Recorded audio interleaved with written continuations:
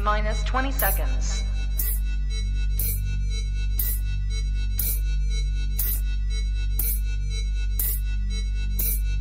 10, 9, 8, 7, 6, 5, 4, 3, 2, 1, 0.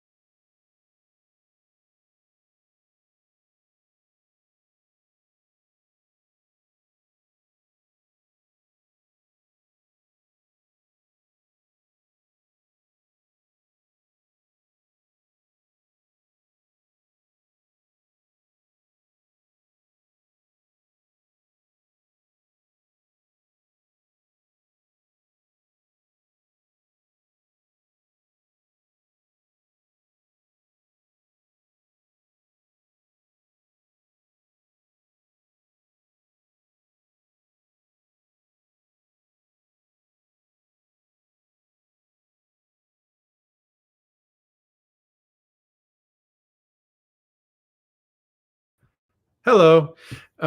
Thank you everybody for tuning in. Sorry for the little bit of a break that we all took on the network here, but you don't really know what you have until you miss it for a little while. So all of the wonderful content here is going to be back in our regularly scheduled intervals. Shout out to everybody who's already in the chats tonight. Got a lot of people, so I'm glad to see. Without further ado, let's bring on my co-host for the evening, Mr. Alex Myers. Hey, what's up? Doing pretty good. Just ready to chill out for the evening and talk sailfins. What more can I ask for? Yeah, when you brought the idea for this show to me, I was like immediately like, yeah, this is going to be great. I've been trying to get you to come back on to do a co-host spot for a while. So when you had the idea, I was like, brilliant. I don't even need to work for this. I don't need to convince you to do anything. So, I mean, if you're ever needing lizard people, there's definitely a lot of cool lizard topics to be discussed out here, and yes, repping it on the coolest reptile network in the world. That's the place to do it. Wednesday nights, right? Absolutely. And yeah, I mean, that's definitely my shows so far have been very snake heavy. Very scrub python heavy. Don't sell yourself for the most part. Scrub python heavy, snake heavy in general. We did have Philip Leitz of Airds Only on a few weeks ago. That was pretty cool too, to talk about all the Uromastics and everything that he's working with. I mean, how are things going for you? How are the animals doing? What's new with Alex's agamids? Yeah, as far as the agamids are concerned, I'm still sort of a mid-move. I mean, I want to say when you had me on for the first episode, that was literally a month after I had moved up, started working the new job. I'm in Minnesota now, so I've got about half of the lizard collection up with me. I've got, my 3 pet snakes that I've had forever, my 2 of them, which are my corn snakes I've had for 13 years now. So, for the most part, the animal stuff is, just chilling, staying sedentary. Yeah. It's going to be very unprofessional, but I'm getting a couple of people saying that there's no audio. Can anyone in the comments confirm or deny this claim of there not being audio before we move on? I don't hate to miss good. Looks like one of your comments said never mind. So yeah, I'll wait for someone else to, because I got a private message from one Kenneth. Audio is on now. Okay. How long have we been without audio? Has it been the entire show so far? You've got Herbert at HB Reptile saying loud and clear. Well, all right. Nothing we can do about it now if there wasn't. We're brought to you by USARK, Blake's Exotic Feeders, Texas Chondros, and the Reptile Perch. Check them all out for all the awesome things that they do. Okay, cool. Anyway, so back to what you were saying about your move and getting all the animals reestablished. Yeah, it's just sort of, it's a slow and steady process. Unfortunately, especially with the water dragons and the sailfins, they're in fairly sizable enclosures. And sort of the thing that I wanted to do with this move too is the enclosures that I've got the other half of the collection in back at my parents' place. I'm really thankful my dad's, he's an animal guy, so he's been able to care for that while I'm up here, is buying new, bigger enclosures to set up at the new place. So that way when I move the lizards, they just go straight into more permanent housing. And that just takes time, money, patience, effort, and I don't want to rush the process. You're setting up, especially for these lizards, the UV lights and the halogen basking and running your electric safely. And I in the process of doing it right the first time type deal. Sure. So that's where I'm at. Yeah, absolutely. What kind of is left to do to complete your process and really kind of get yourself fully settled to where you want to be?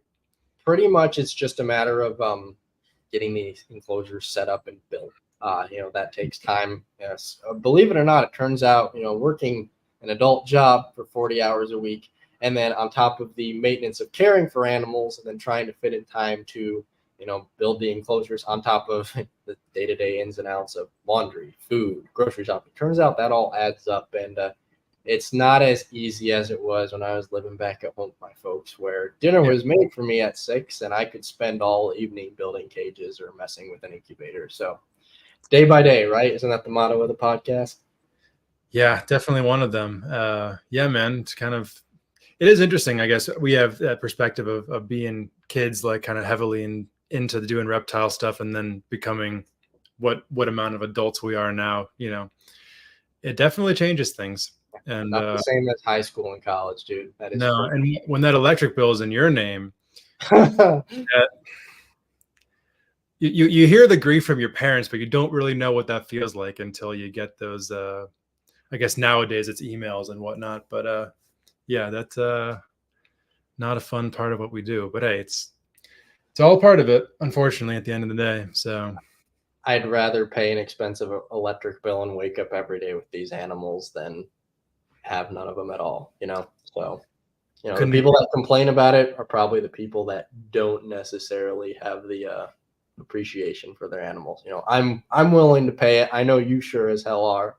That's what makes keeping these animals every day worth it. Yep, sure does. Well, I say let's get into the episode. What should we all know as listeners and viewers about Kasey, our guest tonight? Yeah. So Kasey Schultz, I recommended her to you to have on as a guest.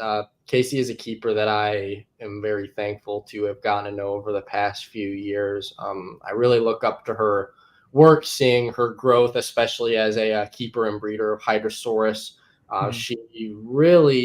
She's been in it for a lot longer than I think people realize. I mean, especially with her work with sailfins, they go back to the sort of like mid 2013, 2018 range, and she's still kicking ass with them.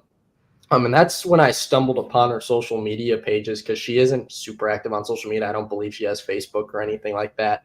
So being able to read her articles, she's written for her Petaculture magazine on sailfins and I believe Aspidites. And then she actually was kind enough to reach out to me in 2020, at the end of 2020, to write our Reptiles magazine article that came out in 2021 regarding the updated taxonomy of the Hydrosaurus genus. So it was really cool because she's such an experienced keeper, and again, somebody that I've learned a lot from, and I actually apply a lot of her techniques into my keeping of my Hydrosaurus that I now have but at the same time being able to combine the knowledge on taxonomy and natural history that I was learning when I was in college and co-authoring an article with her. That was awesome. And then in 2021, I want to say it was September, we got the cover article in that Reptiles magazine issue. And I'm just, picking her brain ever since. So a really amazing individual in the reptile industry, and someone I'm really looking forward to having on. So all the listeners can hear about her. Yeah. With that said, let's bring her on. Let's see. She's muted.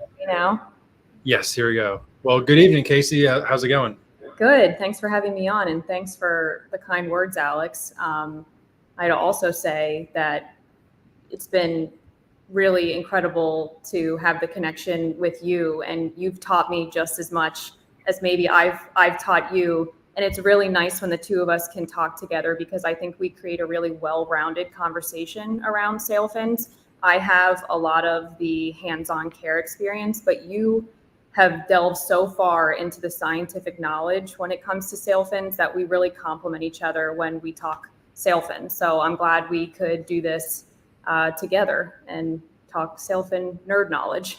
Well, I would say it's a pretty cool episode too, because I don't know if I've told you, Kasey, but if you want to dive in really quickly on the history of your pair of Philippines specifically. The Rob Carmichael pair. Yes. So, and they hold a special place in your heart. So I'll let you kind of give your backstory on how you got to know the pair prior to me obtaining the pair. But I had acquired a pair of Sumatran short-tailed pythons a few years ago and quickly decided that I just wasn't really that intrigued by them. So I put them for sale on MORPH Market, and a guy named Rob Carmichael reached out to me. I have no idea how he found out that I worked with sailfin dragons, but he basically offered a trade for a pair of adult Husbandry that are unrelated to all of the other bloodlines that we currently have in the country for this Sumatran short-tailed pair. Like, it was just a match made in heaven. I think it was meant to be. And so we met because I'm not sure where he lives, but he drove to me and we traded the sailfins for the Sumatrans. And come to find out after the fact, Alex had worked with Rob at the Wildlife Discovery Center? Mm-hmm. Yep. And he was, maybe you want to say, but were you there when that import came in and Rob Carmichael got them at the Wildlife Discovery Center? Or maybe you could fill in that blank there. Yeah, well, I wanted to highlight that because Stephen was working at the Wildlife Discovery Center. I was there with him as well. So that's what makes this such a cool episode, is again, the history of your specific pair. Like, those are animals Stephen and I have seen in person. And that's what really, I guess, was like the spark that even kicked me into wanting to work with the sailfins more, was seeing those animals, every weekend as I was a volunteer. And I'm sure Stephen's recognition of the species with him as an employee there. So again, I just think it's funny how it all comes full circle, just from that specific pair of lizards. But the history on that pair is Ty Park brought in a big group of animals in 2013, and he donated a pair from that group to the Wildlife Discovery Center, and Rob had him for many years before you ended up with him. So again, it's just super cool, the storyline there. And again, it's just comes full circle with former employees and now the present owner of those lizards on this podcast. And my fingers are crossed. They've been laying pretty consistently since I got them, almost, I think it was 2 years ago. So my goal is that if I ever have babies, Alex is going to have one, and it's really full circle then. Right. So my fingers are crossed. Oh man, to work with, that bloodline would be, I might just cry on camera. Let me put it that way. Like, it's seriously, there's something to be said, not only about the, a lot of people like to talk about any reptile with the monetary value, but especially, I'm very biased, of course, just trying to trace every known lineage of Philippine sailfin in the United States for the sake of captive preservation. But the sentimental value of some of those animals, and Stephen, I'm sure you can attest to that with your scrub pythons, right? Like, you still have your the male maniquari, if I'm not mistaken. When I was working with you a few years ago, like that was your first scrub python, if I'm not mistaken. and now he sired clutches, right? So there's something to be said other than just, yeah, he's another bar neck. No, that was your first bar neck. And maybe you've got some now from different lineages of scrub pythons. Forgive me if I don't know any off the top of my head, which you may see as a higher monetary valued animal, but the sentimental value definitely goes a long way. And I guess I wish sometimes people appreciated that more. But yeah, I think people do in certain areas of the hobby. Like I think the one that stands out more than the rest is with green tree pythons.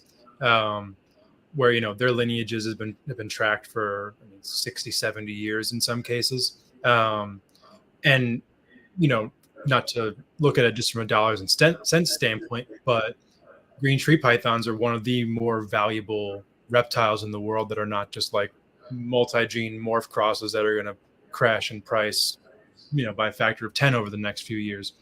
And I think a lot of that value does get derived from some of the history involved. You know, and the way that people who are doing that type of work are portraying those lineages. So I don't see any reason why that can't exist in any other type of reptile. You know, who's to say that if in other facets of the industry, if lineages were tracked the way they were in green tree pythons, that those animals wouldn't be kind of on the forefront of what's considered kind of popular in herpetoculture. And you know, I think it's cool with the sailfin dragons. Like, you know, you two are kind of on the cutting edge as far as, you know, sailfins have been bred in captivity for a decent amount of time, but it still feels like it's in its infancy from the outside in. Does that make sense to you guys? I'd agree with that. I think we've had sailfins in the United States for quite some time, but we haven't had a lot of success breeding them. And right now, I think majority of what we have here has come from imports, and very little is from people breeding, and even less from like that we can track lineages of the babies and the adults that we currently have. I don't know, Alex, if that's how you feel as well. Yeah, I mean, as far as breeding goes, like you said, there's definitely been people breeding them on and off over the years. I was actually messaging Ryu, Ari's wife, a while back because she found a vintage Ari, I should clarify, from Reptilandia. You had him on the Bolin's Python guy. And she sent me a image of a Reptiles magazine she got. I want to say it was one of the early ones, but this was accounts of a zoo breeding the sailfins in the 90s. And these were just wild caught Philippines that were coming in before that species was protected in 1994. But even then, it was really interesting because at that time, the zoological accounts were bringing emphasis to they would hatch babies. The babies would be fine for, say, 6 weeks, and then they'd start to swell up with metabolic bone issues because they had vitalites back then. There was no concept of calcium, vitamin D3. And so, again, people have definitely hatched them over the years, the most notable being Scott Corning, of course. He is, as we've said on many podcasts, I want to say even, the Lizard Brain Radio episode we did 3 years ago, Kasey, he's the grandfather of sailfins. But even then, it was always Scott. You might get one or two people here and there, but nobody's consistent about it. And so, unfortunately, what happens is when nobody's consistent, the handful of captive bred animals that make it out there maybe aren't bred again. They're only in pet-only hands, or worse, those animals simply are not given the proper care due to the fact that the majority of resources out there are simply one-off care guides or something by people who don't know how to care for sailfins. And it's, in a sense, a positive feedback loop of a negative trend where sailfins are bred, they go out, nothing happens. Imports come in, people buy imports, a couple people breed imports, and the cycle repeats. Yes, I agree. So I guess that raises a good question that I'll throw to you, Kasey, is as somebody who is on the last step of that kind of cycle that Alex said of captive breeding with these animals that are now established here, what's your philosophy going to be, or is currently, with distributing those animals out to new keepers? How do you approach that concept? So if I were to have successful incubation and babies, what would I do with them? Is that I would keep them all, like every single one of them, and give them to the few other people that I know are working with those specific species that I feel confident can keep them alive and have lineages that they're working with that complement what I would offer them. I have people all the time message me on my social media asking, it's like the second I put out a picture of eggs on my Instagram, and this is to be expected. I'm not saying that I don't like when people are excited, but are you going to sell any babies? Do you have a waiting list? And I really only would consider offering someone a baby if they're currently working with that species. And it's a very limited group. And with that being said, that might be like the third clutch in. Like if I get 2 successful small clutches of Celebensis eggs, I'm going to keep all of them, every single one of them. And then maybe down the road, as they get bigger, I'd, consider distributing them a little bit more. But it also is just such a long-term project for me that to think about after all these years trying to breed these species of just selling them as soon as I finally get babies just kind of doesn't make sense to me. Sure.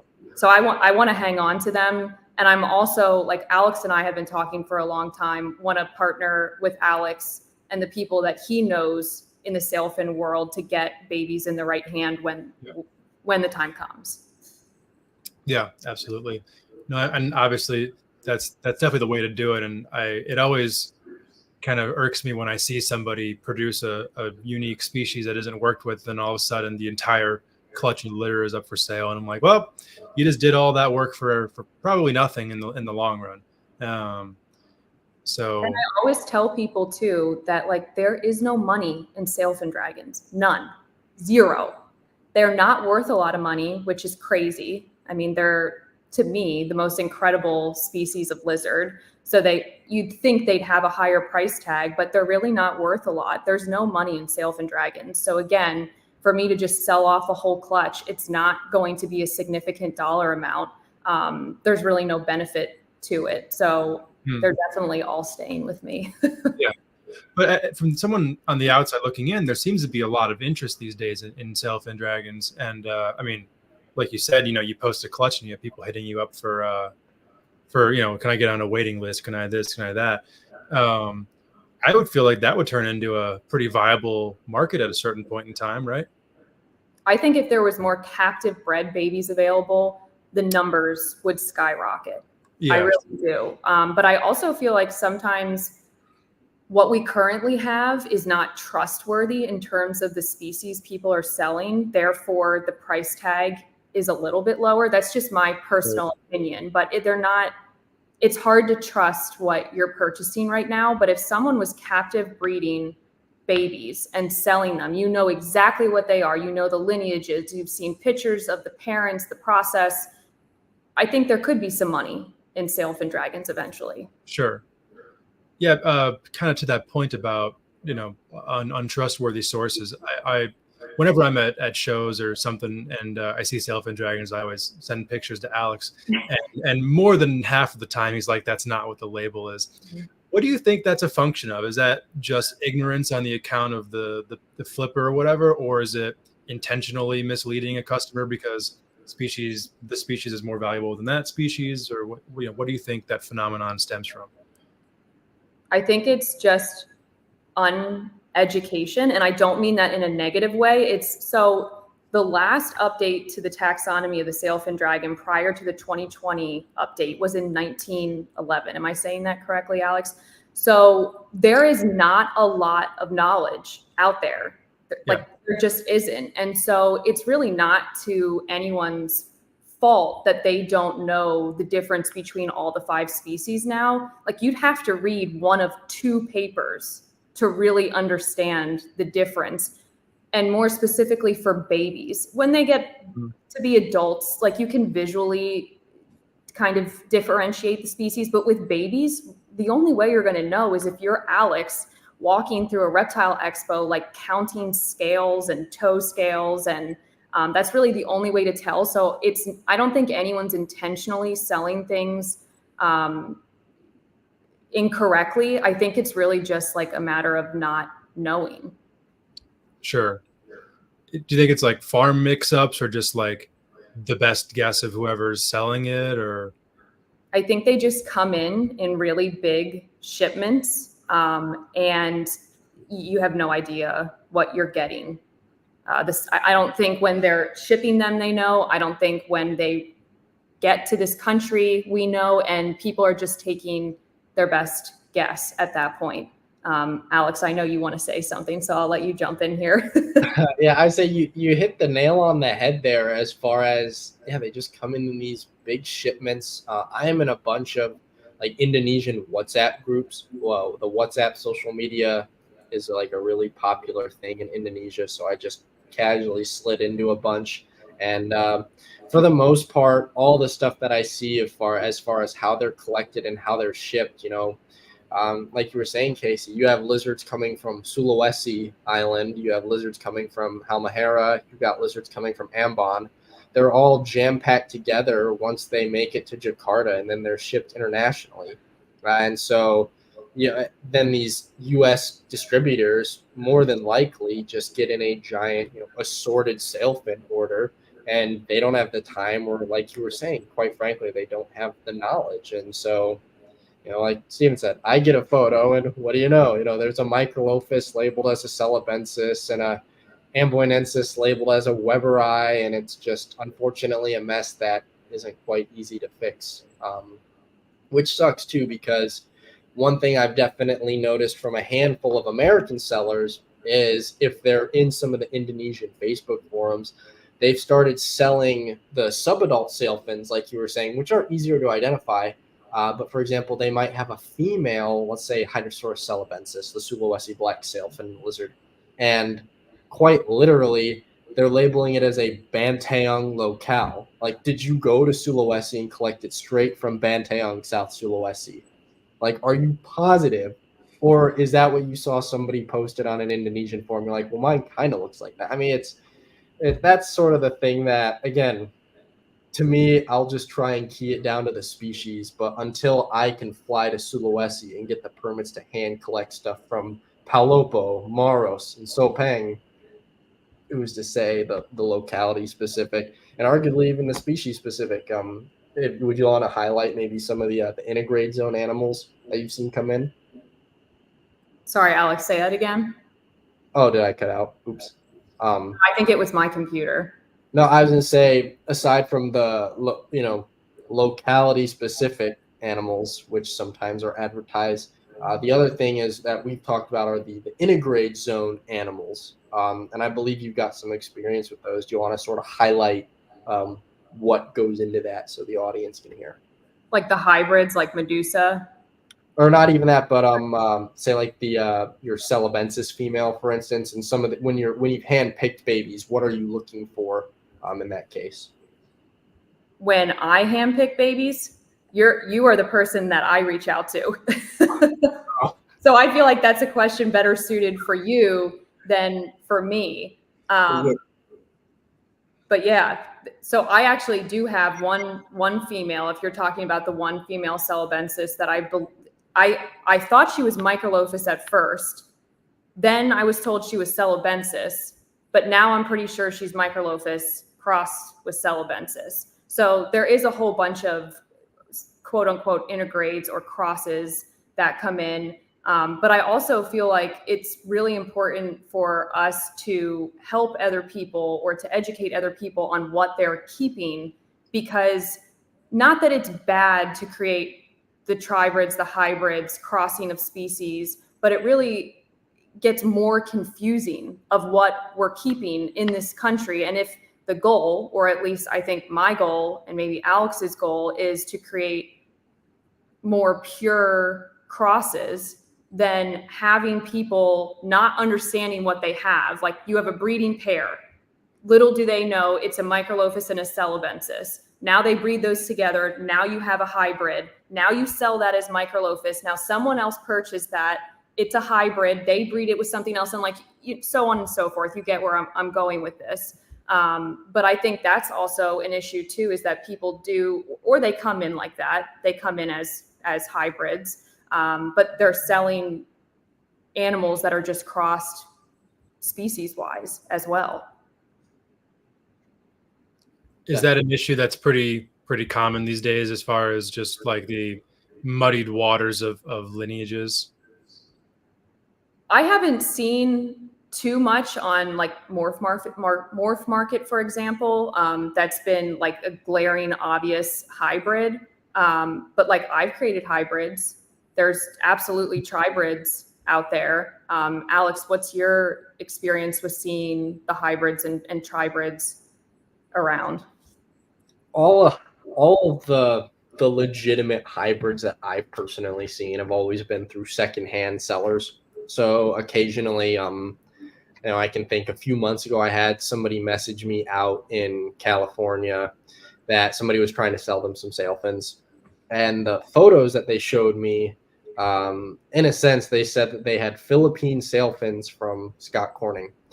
And ironically, when they showed me the photos, I recognized the enclosure of the animal. The animal wasn't a Philippine sailfin. It was a Ujung hybrid, which is Scott's well-known hybrid line of Philippine sailfin and Microlophus sailfins, because way, way, way before the species were reclassified, Scott brought in Microlophus, knew that they were different, even though they were under the taxonomy Amboinensis. And, he waited 14 years to see if they would come in again. They didn't. So that's when he bred the female to a Philippine male to preserve that line. And then he line bred that hybrid to make them look like Microlophus. So history lesson there aside, the point is that the animals that I was shown in the photo, I recognized as this hybrid strain because I knew Scott produced those in 2021. The animals were a couple of years old. And I even sent Scott the name of the person selling them. And he's like, oh yeah, I sold to those people. So that's, again, something where I had to know Scott. I had to recognize that animal, the enclosure they were in, because a few years prior they were for sale. And the person clearly didn't sell them and then tried to pass them off to this guy in California.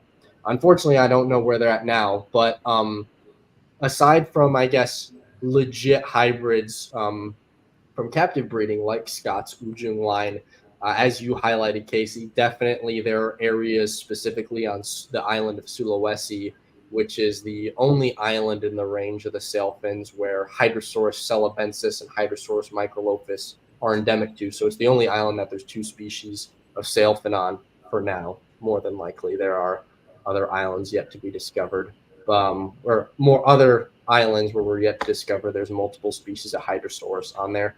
But if you even go on to iNaturalist, you can see there are areas on the South Peninsula where Microlophus and celebensis overlap, and there's some animals where if you were to just look at the face, you'd say, oh, that's celebensis. If you were to look at the body, you would say, oh, that's a Microlophus sailfin, and then you zoom out, you realize it's the same animal. So there's something going on there. Integrate zones happen naturally for a lot of species. Like here in the United States, we've got the greenish rat snake, the yellow phase of the eastern rat snake, and the black phase of the eastern rat snake. As much as I hate that taxonomy, there'll always be black rats and yellow rats in my heart. But they form this integrate animal, which in the hobby there's even its own morph, the moonshine phase of the greenish rat snake. So again, it occurs. And then sometimes too, I know, I think there was I'm in a bunch of snake identification forums on, it's just like Illinois snake website. Some people have shown bull snake, fox snake hybrids. So it happens, but especially in the case of Hydrosaurus, where there's just that much overlap, you definitely see it with imported animals that come in. Like you said, Kasey, you've got that female. That's a really interesting example.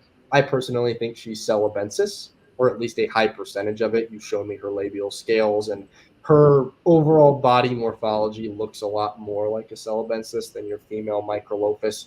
So, again, that's just my opinion. But then she's got slightly larger dorsal lateral scales than, say, your other female celebensis. So who's to say? Again, I'm not a taxonomist. I don't have a PhD in taxonomy. Maybe one day. But at the end of the day, it's sort of like, where do we draw the line? And so with these integrate animals that come in, as well as the intentionally bred hybrids or tribrids, as you've said too, it's just sort of a case of trying to know what you're looking at. And, as far as I'm concerned, if you're working with them, great. I would give anything to be able to keep and work with Scott's Ujung line. I had the privilege to work with some of those. It was at my buddy's place, Brace Exotics. But and I know you've had Medusa, which is a beautiful example of that hybrid. So again, they're amazing lizards, and I think people, especially the pet people who don't want to spend the money on a pure Philippine, but want sort of like a big purplish, Microlophus looking hybrid, that'd be the perfect example of a pet in that case. But it has to be like documented and maintained, and that's sort of the gray area. I would say on that note then, Kasey, because I don't want to keep rambling, would you want to sort of go into like your history of breeding the hybrids and early on when you've bred Philippines before? Like one of the things that I told Steven when I wanted to have you on this podcast is that, again, I found your page earlier on before I reached out and started, learning from you. But I mean, you've bred Ujungs, or high percentage Ujungs, I want to say. You've bred the tribrids. Like, go on sort of into your early experience breeding, and tell us about have you changed things? Have there been you're not working with the hybrids as much anymore and really dialing in with the Microlophus, Celebensis, and the Philippines? I want to hear it, and I know the audience would want to hear it as well. Yeah. So maybe I should just kind of start at the beginning, because really the beginning of me keeping reptiles is sailfin dragons. So I was never into reptiles as a kid, like petrified of snakes. Every time I'm on a podcast, I say I have the most untraditional reptile background. My husband was in the military. He was in a dorm with a bunch of his buddies. One of them had an iguana. I fell in love with this iguana, but I was in college, so I got a leopard gecko that lived in my dorm room while I was at college. Then after that, I got a bearded dragon, which I would consider like the two gateway reptiles for me. And then I saw a book in a pet store that had a sailfin dragon on the cover of the book, and I wanted the sailfin dragon. It took me like, I don't know, a year or 2 years to find one. And at this time, I have no knowledge of a reptile community. I have no social media, nothing. Like, I didn't even know that people liked reptiles. I just thought I was a freak, kind of. And then there was an advertisement on the TV for the Hamburg Reptile Expo. And I went, and I'm like, oh my God, there's other people that like this. It's not just me. Like, this is a whole world. Found a sailfin dragon. And at that time, I wanted to get my hands on anything I could. Like, it was not, this conversation has evolved so far from where I was when I started, because number one, there's no information about sailfins at that time. There is Scott Corning's care sheet. That's it. Like, there's nothing else that I could find. I wasn't on social media again. So there's no information out there. I have no idea that there's even species at this time. Like, I have no idea what I'm looking at. I find a Pustulatus. So that was my first sailfin dragon, a female Pustulatus. And then I got in contact with Scott Corning, and I got I think I got a Pustulatus from him and a tribrid, which I still have. His name is Axel. So it took me a while because they were all babies. It took me a while to grow them to the point where I could breed them. And my first breeding project was, I'm just trying to think back which one was first. I think it was the Pustulatus that I bred, and I had 2 babies, and I sold both of them because at this time, so I know we're like so far evolved from where I was back then. I was living at my parents' house because my husband, and I'm sorry, I'm all over the place. My husband was deployed. And so I was moving from like one place to another, from an apartment. Then I had like a shack in a barn that was insulated. And now I finally have this room, but I couldn't keep a lot of stuff. So I had to sell them. And then I did some hybrid stuff. I had a female Pustulatus who I bred with Damien, who is the Ujung Philippang. Am I saying that right? So those were hybrids. And then I also bred tribrids between my tribrid Axel and a Pustulatus. These are all successful pairings, like 1 to 2 babies. 1 or 2 eggs that were successful. And then I recently was able to produce a celebensis baby. And that was my like long-term project, but the baby died. So now I'm back at 0 here. But it's in terms of how I breed my sailfins, I still don't really know what I'm doing. Like there's no care book, or there's no like how to breed sailfins 101. I kind of am just making it up as I go. I haven't really changed the way that I've been breeding them because the first time I tried to breed them, I was successful. So I just kind of go off of that, but I don't keep my pairs together. And I think that's a big thing. I keep them together only if they were together from like day 1. With the exception that I just put my 2 microlophus together and they seem to be getting along, but that's the first pair that I had put together as adults that have successfully been living together. Previously, I've had females attack the males. I've had males attack the females. I think it stresses them out and you're not going to be successful with breeding. That's just my personal experience. So I put them together for the breeding purpose and then I separate them. And that has been kind of the key to my success. So far, all of the eggs that I've gotten from like my postulatus, they do live together. They were the Carmichael pair. Their eggs have not been fertile. The celebensis pair that I have that I did get a viable baby from, they live together, but they had been together for a very long time. But I do think that like that might be one of my secret keys is like just put them together temporarily and separate them. There's too many things that can go wrong. And what I've also learned is that the females a lot of times are the problem. It's not the males. The females are the aggressive ones. Like I will often see previously with pairs that I've tried to put together, the male in the bottom of the enclosure, cold, like in a corner. If I put food out, the female will like shove the male out of the way so that she can get the food first. I actually had a female bite one of my celebensis nose, Spyro, like to the point where I had to take him to the vet. He had like a chunk missing out of his face. So I'm getting a little off topic here, but basically I had that's my breeding process. There's no tricks to it. I put them together, I separate them. Or in the case of the pairs that I currently have together, I wait for eggs. I do nothing special. I have not changed anything since day 1. I mean, hey, if it ain't broke, don't fix it. You know, that's not. It's cool to be able to say that your first go with it was successful. You know, especially with species like sailfins that are not, you know, historically worked with on a large scale. That's pretty cool to say that you were able to make that work. So, you know, I wouldn't change much either.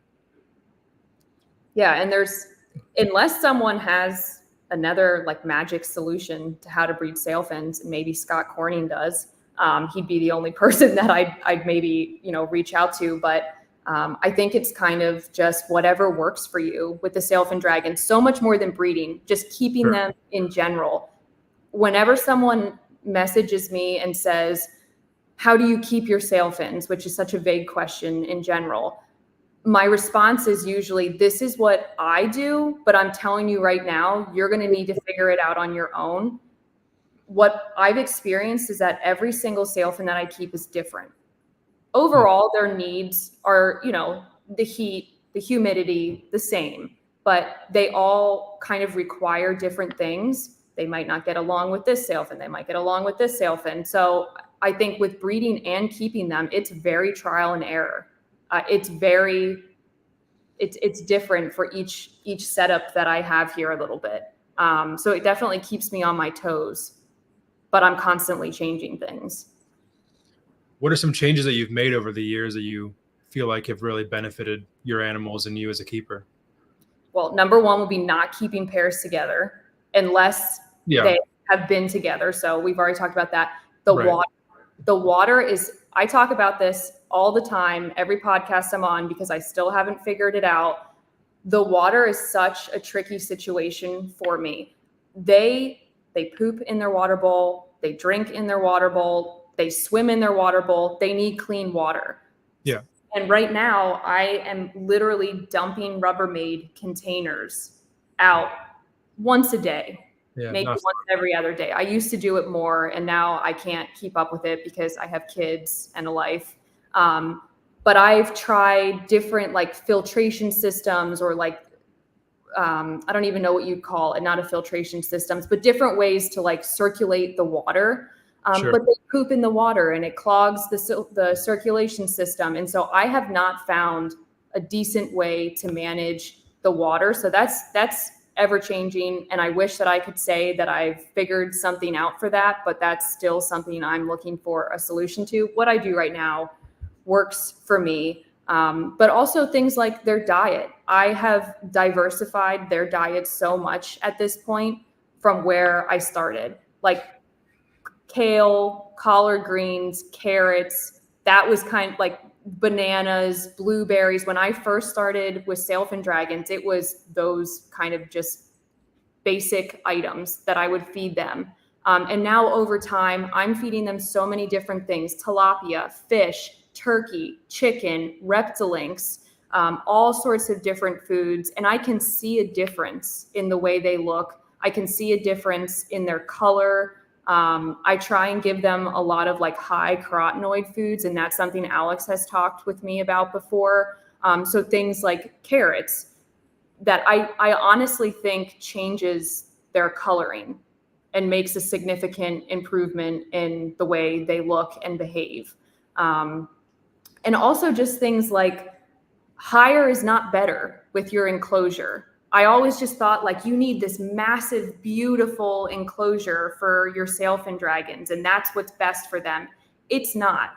And I'm not saying smaller is better, but something reasonable for this animal is best for them. I actually had Damien jump from the top of one of my enclosures and injure himself because he fell to the bottom. They're really rammy. Like if you open the enclosure and they're excited, like mine don't really do that anymore because they know me, but when you're raising them up, they're just nutcases sometimes and they can injure themselves. And so bigger is not better. And I found that out the hard way. So all these little things that have kind of added up to what I have now. With that being said, it's still constantly changing. And I think it will change forever, but I think I'm at least a little better off than where I was when I started. What's the enclosure size you kind of came to the conclusion of as what's best for you and your animals for adults? So I use the grow tents now, and it has been a complete game changer. I started with building all of my enclosures out of wood when I got my first sailfin dragon, Sure. Which so many issues, but it was like a money thing. I didn't have a lot of money. I had no idea what I was doing. They rotted. I couldn't keep the humidity up. I also had like used chicken wire, which they would smash their faces into and get nose rub. And so the grow tents, I can't say enough good things about them. They can't really see out, with the exception of a window. If you want to have the window open, they keep the humidity up so well, especially here in Pennsylvania. Like in the winter, there is no humidity, so it's really hard for me to keep my levels up. But the grow tents have changed that for me. My largest tents, I want to say, are, I don't know off the top of my head, like 5 by 6. And then I have more of a medium tent. And then my smallest tents are a 4 by 4, something like that. But the smallest tents are 2 feet deep. The biggest tents are like 4 feet deep. And it's perfect for pairs, the largest. And then the smallest tents are perfect for individuals, in my experience. But they've changed. The grow tents have changed everything for me. Interesting. Alex, do you have anything? Yeah, I was gonna say, I mean, the one thing that I was talking on a different podcast a while back. I thought it was interesting that you mentioned it with yourself and that jumped down and had that injury. Is somebody was explaining that since a lot of these lizards live near water, they almost wonder if like the nose rub issues, especially, and not trying to down talk zoos with what I'm about to say, but every zoo I've been to that has sailfins on exhibit, they give them this huge, 20-foot cage, all glass front, and the lizards just have smashed in faces.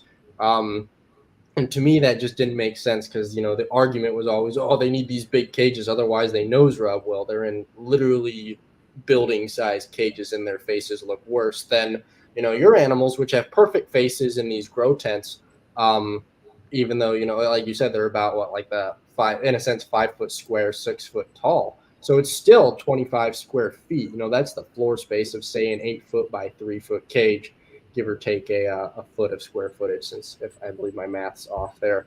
But the point is that, the way you've set up your enclosures, it's not so much, this is going to sound crazy to some people, you're catering to the needs of your lizards and not the needs of you. Mm-hmm. You have a smaller viewing window, which makes the setup, physically probably not as pretty, but your lizards are much healthier, they're stress-free. If I had to guess, and again, like, I've only gotten my first infertile eggs this year, I haven't even attempted to breed Hydrosaurus, but the fact that you have said you're consistently getting eggs, to me, it just seems like you don't have animals suffering from chronic stress over time from being in a big display setup, but they're still in a, obviously a 5x6 tent, like you could squat down and walk in that, I'm sure. Like, it's not a small cage for a 4-foot lizard by any means, but what you're doing is, again, you're catering to those animals' needs. You're providing them opportunities to act like sailfins, but they're just acting like sailfins in a non-stressful environment, which, in contrast, and arguably the previous ways on how to set them up accurately, in air quotes, was causing those levels of stress. And perhaps maybe that's why you didn't see as many people breeding them either, is because those animals were just so stressed out to the point that they couldn't act naturally. They couldn't go through normal reproductive events. And I mean, I think it goes without saying for most animals that if obviously there's levels of stress that are good, say, like, animals are going to be stressed when copulating. Females are going to be stressed when laying eggs. But, the levels of stress that come from feeling exposed or feeling insecure, or in the case of the sailfins, to where they feel like they constantly have to run, that would, in a sense, reduce the likelihood of them wanting to breed in captivity. But again, I feel like that can be said for anything. Stephen, do you have any thoughts on that? I guess in your experience, say with snakes, have you found any, say scrub pythons? I know you've preached before how, people say, oh, they're bitey, they're mean. And with the way you keep them, you really haven't experienced that. You've got, hundreds of them. So, yeah, I mean, I think that for me, it comes down to a couple of things. I think one, the way that I interact with the animals and just kind of consistency, but also, I have my enclosure set up for ease of interaction with the animal. I don't have enclosures with like lots of branches that are anchored in place and stuff like that. Because that can promote behaviors from these snakes that are not what we would like to see. Whether or not that's the best way to go about it, who's really to say? It's also partially just a functionality thing. If I have 50 adults that I need to clean, I can't have a 15-minute wrestling match with each one to get, even if it's not an aggressive snake, just a big snake that doesn't want to leave a branch and then leaves one and grabs onto another. I think like with some animals, comfort as far as enclosure size and whatnot can definitely have impacts on that type of behavior as well. But I do think a lot of reptiles in general, but particularly ones that have a higher level of intelligence, just key in on the consistency of how the keeper is interacting with them. If you go about it the same way every time, I think that these animals pick up on just kind of the trends of how you interact, and that causes some comfort for them as well, where you can reach in and grab a water bowl or spot clean on the other end of the enclosure or whatever, and not get a defensive reaction because that animal doesn't feel threatened by your presence. Would you say, Kasey, you've experienced that with the Hydrosaurus? Like, if you keep a routine, say you're dumping your water every day, as you said, like, do your animals, have they picked up on that? Have you found they've gotten calmer over time? You said some of them are quite individual in their personalities. Could you just maybe expand on that a bit? Yeah, there's some that it doesn't matter what I do, they're just nutcases, like Axel, the tribrid. He's just one of those that it doesn't matter what I do, how consistent I am, he's just going to be a nutcase for the rest of his life. But two things going off of what you guys were just saying. I think that with sailfin dragons, I did this, and I think of what a lot of new keepers do that kind of hurts them in the long run is they want to showcase animal. They want an animal that they can hold. They want to take pictures with it. They want this beautiful enclosure that they can look at. And that is not what works best for a sailfin dragon. Sure. They want privacy. They want to be left alone. And so I have completely changed the way I interact with them. I do not touch them. I may get them out from time to time for a picture. But I give them their space and I really respect them, as opposed to wanting to not play with them, but like take them out, interact with them. That's not what they're interested in. And the more you initiate those interactions, I think the more stressed out they're going to be, the more nose rub you're going to have, the least success in breeding you're going to have. So it's not pretty. Like my room is all just tense, but it's what works best for them. And Sure. in the end works best for me. Do you think that there's a middle ground that can be met for the pet person, years down the line when captive breeding is to the point where individual animals can go to people who just want them as pets and it doesn't detriment the kind of the greater scope of the captive bloodlines? What do you think, if it is even possible, for there to be like a middle ground of a setup that's visually appealing for a keeper, but also suitable for the animal and not going to cause these issues that we've been talking about?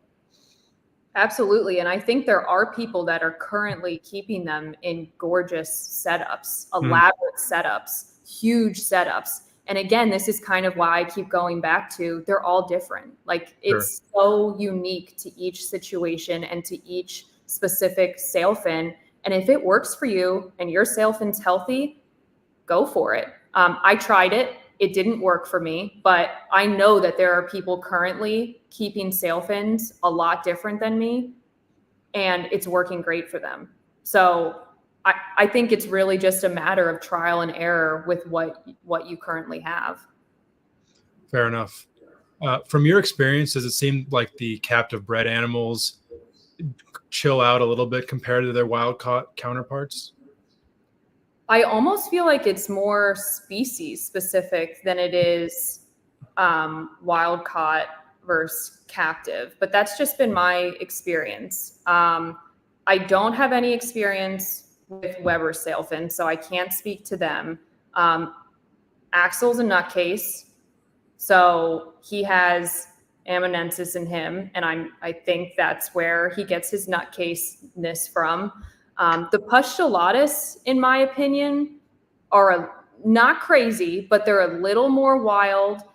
The Celebensis and the Microlophus are really chill. That's just been my personal experience. I don't know, Alex, in your experience with the species you worked with, what is your thoughts?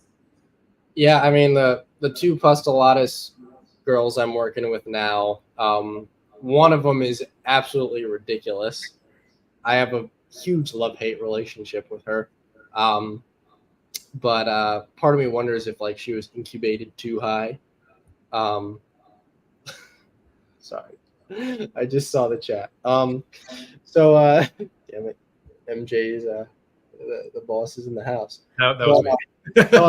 Okay, sorry, that was hilarious. But yeah, like I said, the one Philippine I'm working with, she's just insane. I mean, like when I got her in my care, she literally, like, the first thing she did is run up high and just bam, shot herself into the lights. It was terrifying because I was worried she was going to break the fluorescent lamp and spill mercury all over the place. Absolutely terrifying. But then like the other Philippine, now that, like you were saying, Kasey, with the routine, and again, this is coming on now a year of actually keeping these personally.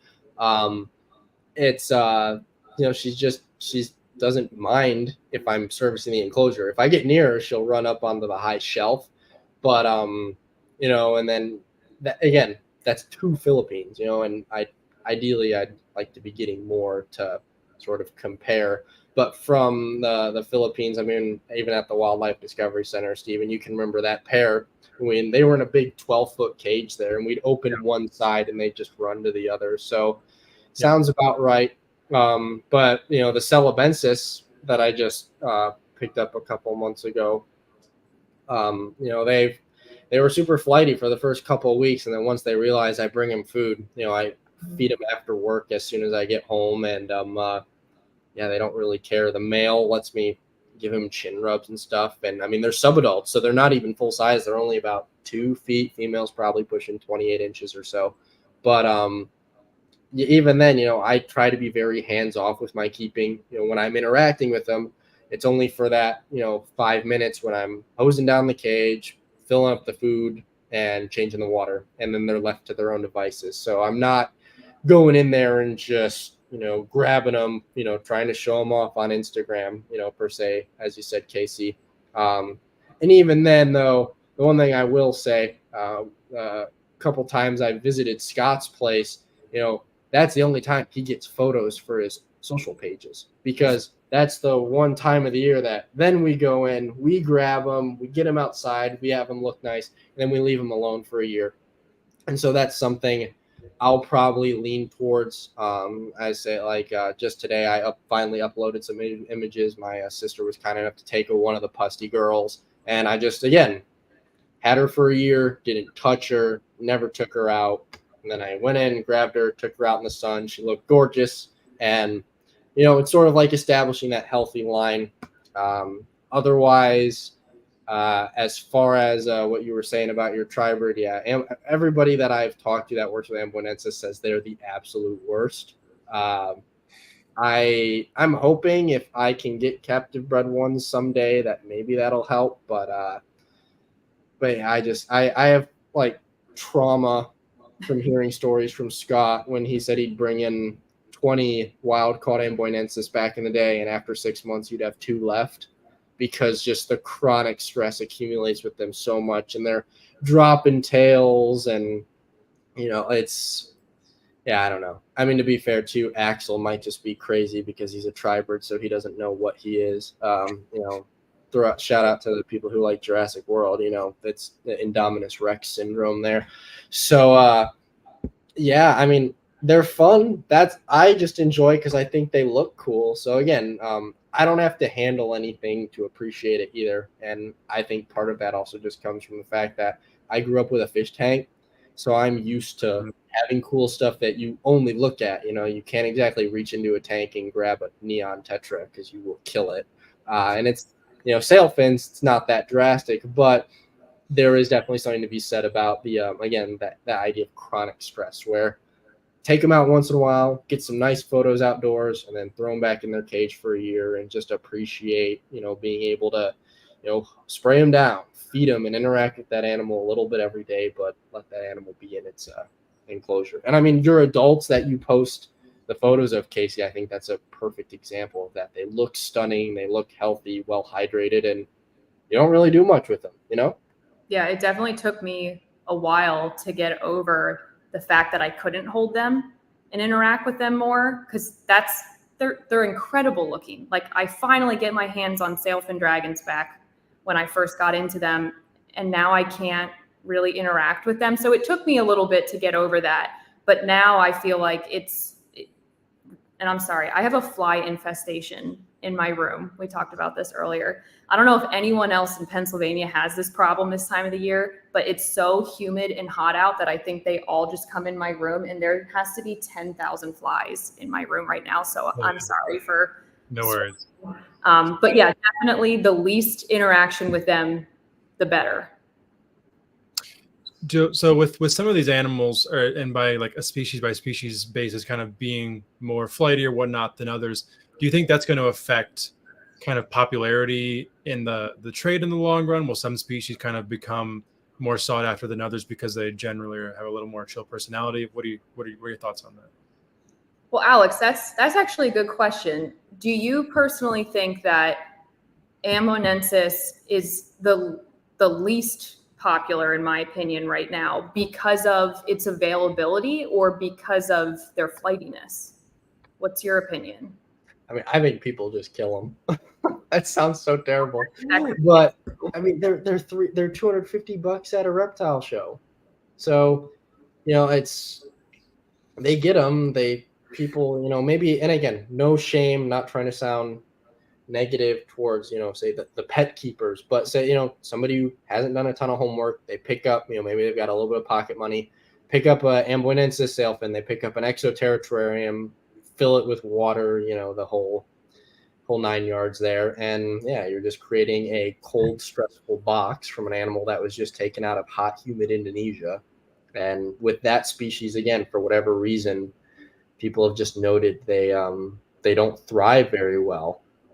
Granted, again, there are people breeding them with great success. I know Ben Owens of Captive and Field Herpetology. He's in I want to say Wales. He's working on, I think, F2 or F3 generation Amboinensis. But what he did is he established a big group, and so he has a large sample size to work with. And he's got the resources to care for them properly. So it's hard to say. I mean, I would say other than Amboinensis maybe being on the lower end of the spectrum, taking it back to you, Kasey, like in your opinion, since you've produced the hybrids, you produced the Philippines, you produced tribrids, and even if unfortunately you said the loss of this Celebensis you just produced, but with say that the people messaging you, do you have a trend of people saying, hey, when are you producing X species? Can I be on a wait list for that? I know you said it's annoying, but have you noticed there are people in a sense messaging or emailing you wanting a species over more than another? Yeah, and it's funny because it used to be Postulatus, the purple ones. That's what people would request. And now it's Celebensis. Or it might be Celebensis and Microlophus, and I don't know if people really have gotten to the point where they can differentiate them yet, but it's like the dark black ones, the big black Indonesian sailfin dragon, quote unquote, which is not the proper terminology. But I think that's what people are after. But I also think that kind of came after the update in 2020 and seeing more of them come in as imports than really, I think, ever before. And so maybe that's why I'm seeing more people interested in them. But it certainly was the Postulatus at one point. And I can understand why. I think Scott Corning's pictures of his male Postulatus, there's like one picture that I can think of, I think that was circulating the internet, that people wanted that sailfin dragon, that big purple sailfin dragon. Which they don't all look like that either. Like, that's not what they all look like. Yeah, they just, as far as I know, Scots are the main lineage that has that rich purple. Some of John Steele's stuff definitely has more deep purple, but the reason I think Scott stuff stays so vibrant is he bred so that way he could have the yellowest females with the purplest males, and then as he line bred that over time, because again, he was doing that since the late 80s and then till present. In a sense, you just perfect having the most golden females, and the males by default are going to hatch out golden, and then you just get that layer of purple over, so you get a really, really nice purple. The other thing too that you mentioned, Kasey, as far as like say imports coming in at a time, there was a period of time when Philippines were the most widely imported. In the 80s, they were just mass exported. But who's to say, that they were all coming from the same place there, right? Okay. So that, that's when, we talk about lineage, is that at the end of the day, taxonomically, they're all Hydrosaurus postulatus. But the Philippines is comprised of literally thousands of islands. So who's to say John Steele's founding stock was not from Palawan and, somebody else's is from the northern Philippines? I don't want to say Mindanao because I want to say that's the area that's on North Sulawesi. But the point is that maybe Scott just got incredibly lucky with his founding stock because he got the early game on it. He had 50 and he just bred for the best ones over time. And then, again, John Steele got a small group, deep purple. He worked with it, and there's still a handful of them around that I've been able to find. And then Type Heart stuff, he got in a big group. And I mean, Steven, I think you can remember that male, and Kasey, you post photos of him. He's got like that nice purple sheen, purple chest, but he's also got some more browns in him. So, like I was saying, they're all Philippine sailfins. We know they can all breed, but at the same time, it's again truly a case of lineage, where if you want to produce the purple one, as you said, it really is a case of finding that perfect male, perfect female, and then holding back all the babies and getting them into the right hands. So, and I never thought about that, Alex, but that's a really good point, that when they were coming in the 80s, of course they're choosing the most purple, the most beautiful specimens in the group. And as we both know, and as I know after doing the Reptiles magazine article and talking with a couple people in the Philippines, a lot of their sailfin dragons there, and I want to say the more north you go, correct me if I'm wrong, the darker they get. They're not like they're dark brown, almost muddy. And so I'm sure that they did get all sorts of variations coming in. And like you said, they were just picking the most purple, and now that's become iconic in the world of Pustulotus, but it does not represent all Pustulotus. Exactly. It'd be what's it called? Steven, it'd be saying what's it called? The Prada line bar neck is how all bar necks should be, when in reality, as you've worked with practically every phenotype of bar neck scrub python, it's a spectrum of it, and that's definitely, I think, something we can see with the lines of Philippine sailfins. This comment actually relates very much to what we're talking about. Part of why, and guys, correct me if I'm wrong, that the Pustulotus are so important is that they are in fact Philippine, and no, we can't get imports of them. So the animals that are in captivity are vitally important. I mean, same way it goes with some of the monitor species, the mangrove snakes that we get from the Philippines. There's a reason why the divergence mangrove snakes are the most valuable, because you can't, there are no wild caughts. You only have captive bred animals, and for the longest time, most of them were coming in from Russia. And after the Ukraine war started, that was entirely done. Not to get off on mangrove snakes, but sailfin dragons, and you guys can expand on this, is the same exact way. And I said divergence, and like divergence Beetlejuice, Patrick pops up. I can't wait for mine. But yeah, anyway, speaking on I want those at work.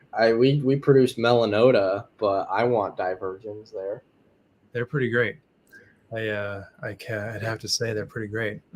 So I guess with that said, how many different lineages of Philippine sailfins are there in the U.S. hobby right now? And Alex, I don't think anyone in the world probably has an answer better than you to this. So you're the right person to ask. So let's talk. Right, let's see. Okay, if I do my math right, there's a couple people I know. Linda Switzerline. And when I say Linda Switzer's stuff, anybody that knows her knows that she is a what's it called? Like, goes back as far as lizards go. So, but when I'm referring to Linda Switzer stock, I'm referring to animals produced by the Switzer reptiles that do not originate from the stock that Linda Switzer stole to John Steele. So they're animals of John Steele's production, and there's a couple different pairings that John did most notably. I'm not even going to list them off the top of my head because I feel like it would confuse people. But the point is, when John Steele was at the peak of his breeding, he had 3.5 Philippines, all that he had produced or had acquired from Linda Switzer. Most notable animals would be like Crixus, which was if you ever see old photos of him, he was like a really high yellow with like his purple went down his dorsal crest. Really beautiful animal. Or Spartacus, which was the first wild caught male he got. He bought it secondhand from, I want to say, Jessica Dane Hewitt of Alamo City, Agama in 2013. And so, that's like a deep purple male. That's a line that I'm hoping to be acquiring one of these days, because I did find a male that Spartacus had sired. So that was pretty cool. So yeah, Linda Switzer, John Steele, they're kind of interchangeable because John got a bunch of his stuff from Linda. anything from Scott Corning's lines. And that's why I say lines with Scott Corning, because I have a whole notebook where when I visited him, I pretty much had him take me all around his sailfin collection, and he told me who was fathered by who and who was mothered by who. So Scott Corning stuff goes back all the way into the 90s, but pretty much for the most part, Scott Corning's animals are very distinct. Then you have Kasey's, the Carmichael pair, just because that is a very unique pair. Again, Ty Park brought in a bunch of unrelated animals, so I consider Kasey's pair to be their own thing because they would be unrelated to the current pair that Ty Park has at Iguanaland. So, Carmichael, Park, Steele, Switzer, Corning, and then you do have a handful of wild-caught animals in the hobby. Just out of respect to the privacy of the individuals, I'm not going to say who possesses those. But there are people who do have wild, in a sense, animals that were wild caught. Not going to question how they were wild caught, but pretty reputable sources have confirmed that they are not captive bred. Maybe with yeah, and then there's also zoo overstock animals that enter the hobby. So Kasey has an animal from the Oregon Zoo, which is really exciting. And from what I understand is that was an overstock animal, so it's bred from zoo stock. It's unrelated to all of the hobby blood, if you will. And so there's a couple other people working with zoo stock animals. So just because these animals are represented by individuals, you could argue each one represents its own lineage. However, since, again, we're talking about individual animals, at the end of the day, they're just going to be outcrossed to stuff. So that, again, that's just something where I keep those in my notes. But that's the point, is that if we're talking Philippines, that's 7 bloodlines that I've been able to trace. If I'm not mistaken on my spreadsheet, I only have about 50 animals, like individuals, listed. So like every animal I could trace, I've given an ID number just for the sake of creating a lineage chart down the line as stuff breeds. And I'll tell you, like, a handful of those animals on that spreadsheet represent animals that are deceased. So let's say, 35, 40 living animals currently in the United States, only representing 7 different lineages that I could trace. I don't know, I guess before I could continue on that tangent, I mean, Kasey, what are your thoughts on that? Just because I know that's something we've talked about and worked with. And I think it goes all the way back to your original question, Stephen, about like, what would I do with babies if I had them? And what Alex just said is the exact reason why I would not sell them. I would give them, or whatever that looks like, for the Philippines, for example, the Pustulotus, to somebody in that group that he just talked about, so that we can continue to have Pustulotus in this country, specifically Pustulotus that we know the lineage of.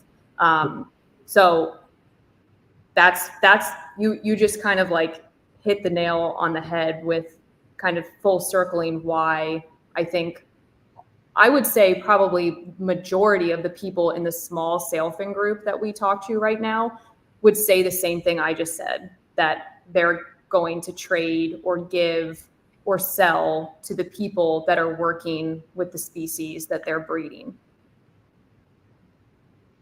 Yeah, I mean, that's awesome. It's cool to hear that there's a group of people who all have that same common goal. I feel like no matter what it is, no one person can achieve this alone. There needs to be a movement towards the goal from a number of people from a number of different locations for any of this to really work in the long run and truly establish. Because one person can breed something for a while, but then if you're the cornerstone and you fall off, then where did it all go? It's seemingly those animals in those situations disappear kind of quickly. Well, we saw that happen in a sense with John Steele and all of his animals. I think next to Scott Corning, he kind of was the cornerstone. And Alex, like you just said, we can hardly trace any of his animals anymore. I don't know where really any of them went, with the exception of maybe a few that you noted. Yeah, I had traced 3 One of them was unrelated to the other two, but then one of the two siblings got stolen. So now it's just the keeper that I'm not going to say who had it out of respect for their privacy, but person was they took it in. They were posting that they had it, and then literally in 2 months it got stolen. So now there are, to my knowledge, again, the only reason I know that these two were from John Steele is because I have screenshots of the Facebook message history of them purchasing those two animals. There's got to be more out there. I'd like to think so, but I don't know. Even when I messaged John a while back, I said, "Do you have any lineage history?" He said, "Dude, I threw all that out," which was like an arrow through my heart. I mean, I was so sad, but it really just gives the importance of, like you were saying, Stephen, you could have people really pioneering the species, and then the moment they get out of it, they just become rare. I mean, that happened with Burt Langerworth after he passed away. Australian water dragons became a rarity. Now you've got, again, a group of people breeding them, and now instead of being $1,000 lizards, they're back to the $500 lizards they used to be. So how many people would you guys say in the U.S. right now are serious on some sort of level with sailfin dragons, roughly? I don't know if I have an answer to that. Alex, what are your thoughts? You're more connected in the sailfin world than I am, in all honesty. I mean, you've got the Lindsay brothers up in Alaska. They've been producing Philippines for a while. They don't have the most accurate lineage data on their pair. They produced a lot. Like, they produced Philippine sailfins every year since 2019, to my knowledge. But they bought their male from a guy in Florida. I tried messaging that guy. I found the fauna ad, and he never got back to me. So who knows where the male is from. And their female, they purchased from Anthony Saints. Whether or not Anthony Saints produced that lizard, I have no idea. Because when they bought it, Anthony had just sold it to them. And then suddenly, when the idea of lineages suddenly started talking about, Anthony suddenly told them that he produced it. I haven't seen any proof of that. I'm not going to question Anthony, but I also am, not to sound snobby, I'm, pics or it didn't happen type deal. Which, when we're talking about literally animals with 7 lines that we can trace now, I don't want to risk doing sibling to sibling inbreeding right away. However, on the topic of inbreeding, the one thing that I wanted to note, and this was actually brought up by, I was talking to Ron St. Pierre at Tinley Park this past March. And a concept he brought up, and Kasey, I want to hear your thoughts on this after I break this down real quick, is given the sailfins in general, they're island species. So they're already somewhat used to a small gene pool.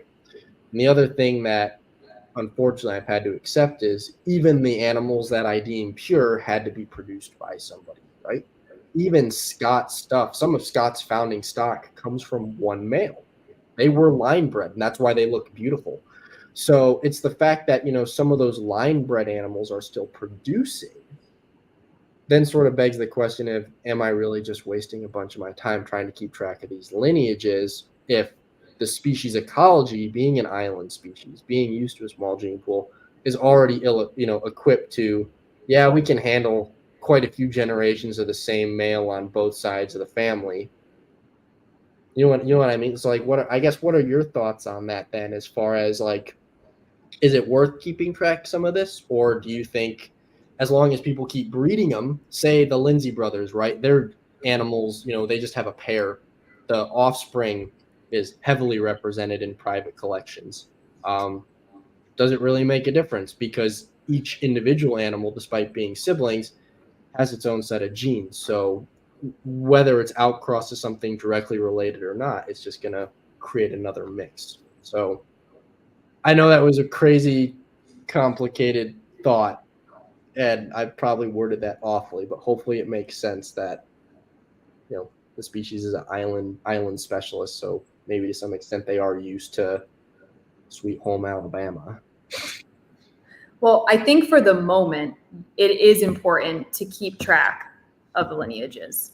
Like for this specific moment in time where we're currently doing it and we have a hold of, we think we have a hold of what is out there currently in the United States.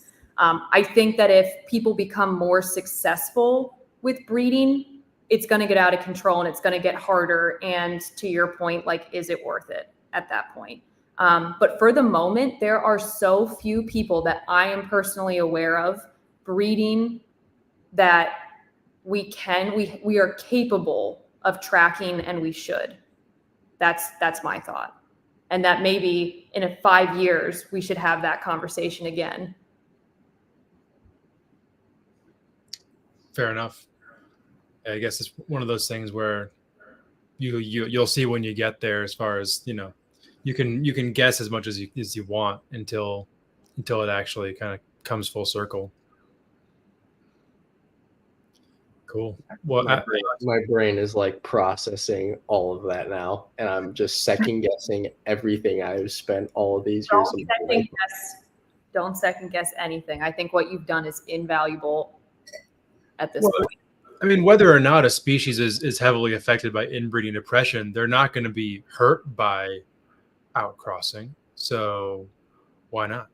Yeah. And then even so, everything eventually will be. So if you have the opportunity to start off with a diversified foundation that's going to kind of bottleneck from there, at least you're bottlenecking from here instead of here. Start the bottom of the pyramid wider, if that type. That's, I mean, I guess that's probably what's happened with bearded dragons, and that was the example Ron brought up. Is that the idea is, you know, how many thousands, if not, you know, millions of bearded dragons are there now?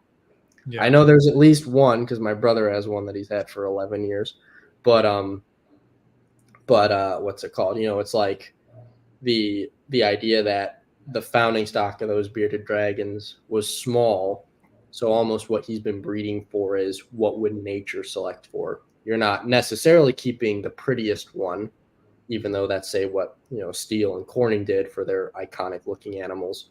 But instead, you're selecting for who's growing the fastest, who is, you know, the face structure doesn't look inbred. It doesn't have big bulging eyes, which is a typical sign of inbreeding in bearded dragons. And so I say, Kasey, in your case, would you maybe argue then that where we're at with the Philippine sailfins, since, you know, like I said, you've seen the Excel spreadsheets I've sent you with these animals, we have a baseline. Would you almost say it's time to try and avoid breeding for, dare I say, designer pustullatus, prioritizing outcrossings, so that way then the customers that buy, say you produce pustullatus, you're breeding for the genetically nice ones, because somebody who isn't going to do the research like you will breed A to B, whoever they buy from. But because of how you did the research, you're ensuring that there's, even if they're half siblings, there's some genetic diversity in there. Like, is that sort of where you think the species needs to be in captivity right now? Is if that makes sense? It makes sense. And I 100% think that we need to focus on crossbreeding what we have and not what looks good. That's my personal opinion. I mean, from what you just said, we're not in a position right now to be selective. There's not that many out there. Like, it would be very hard to be breeding for beauty right now. I think we're almost kind of driven to a point where we have to breed for longevity, if that makes sense.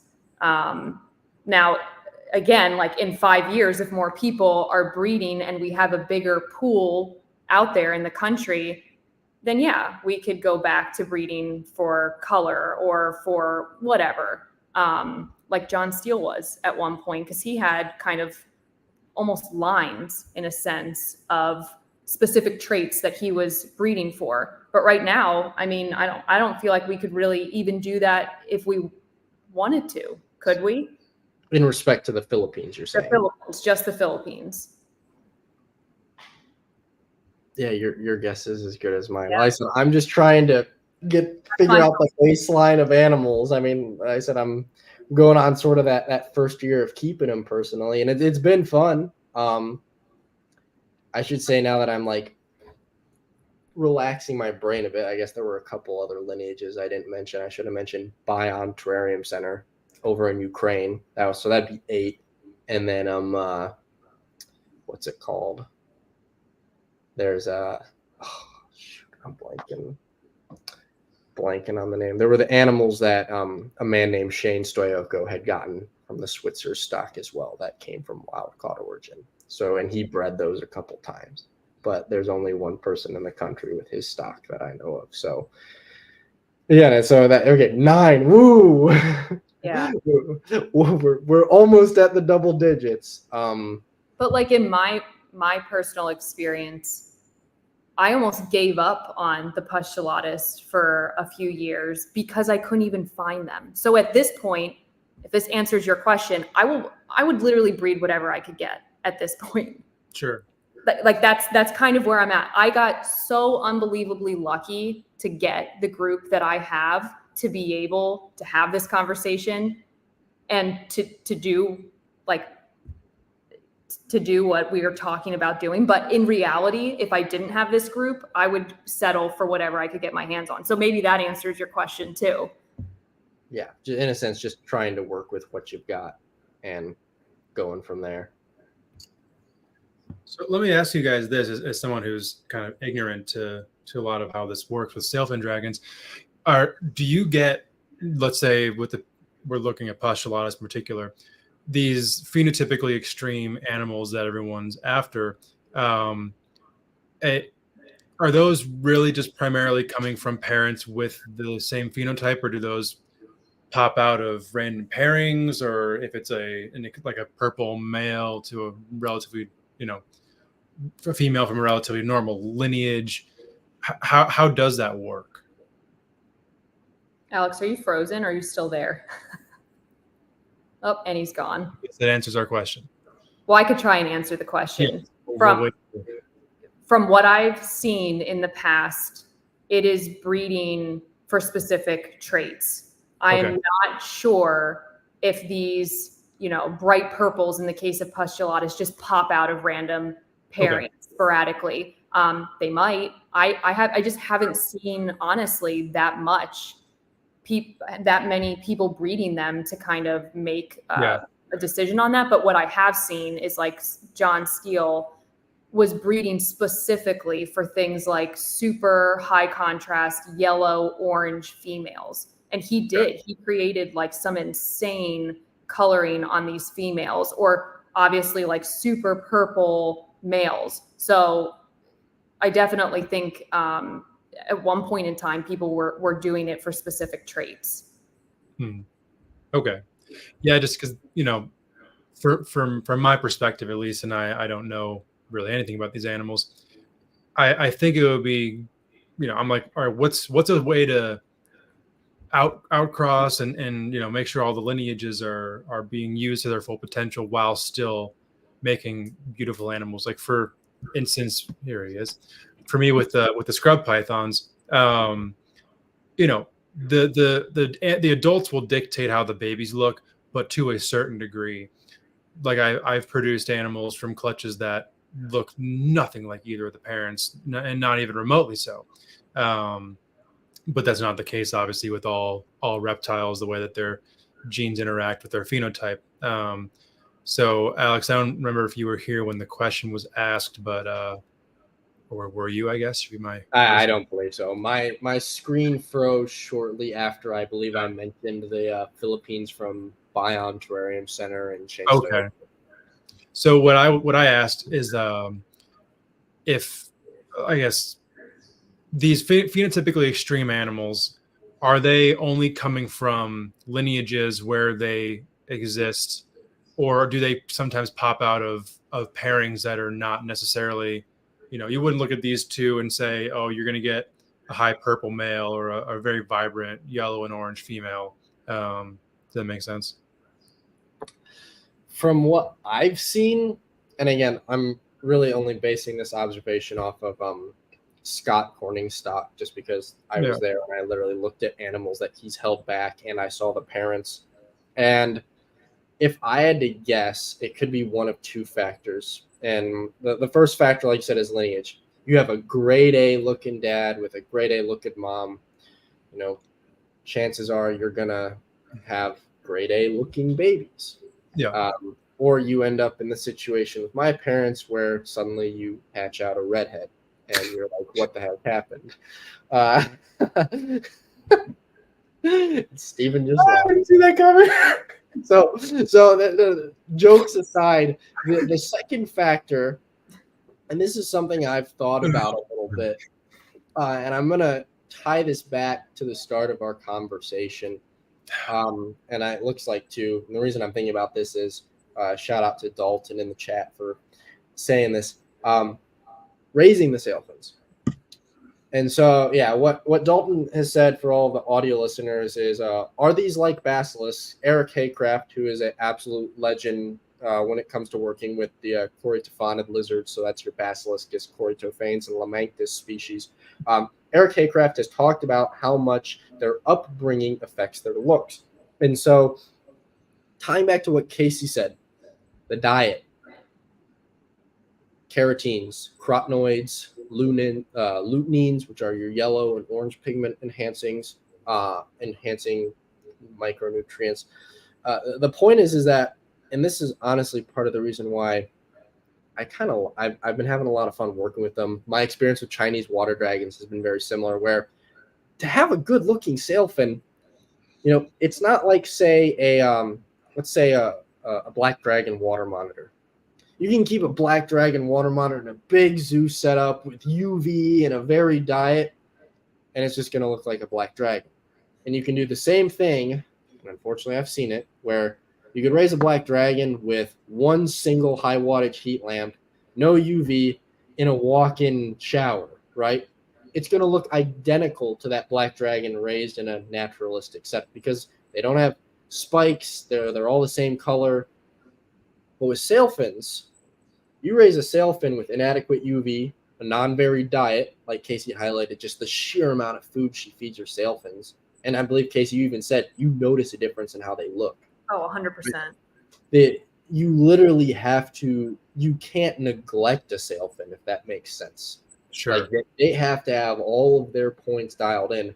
And that's definitely something I personally noticed. You know, I feed, I gut load all my insects the morning before I feed them in the evening. I literally wake up at 7 a.m, hand pick 100 roaches for that day, or maybe 100 superworms.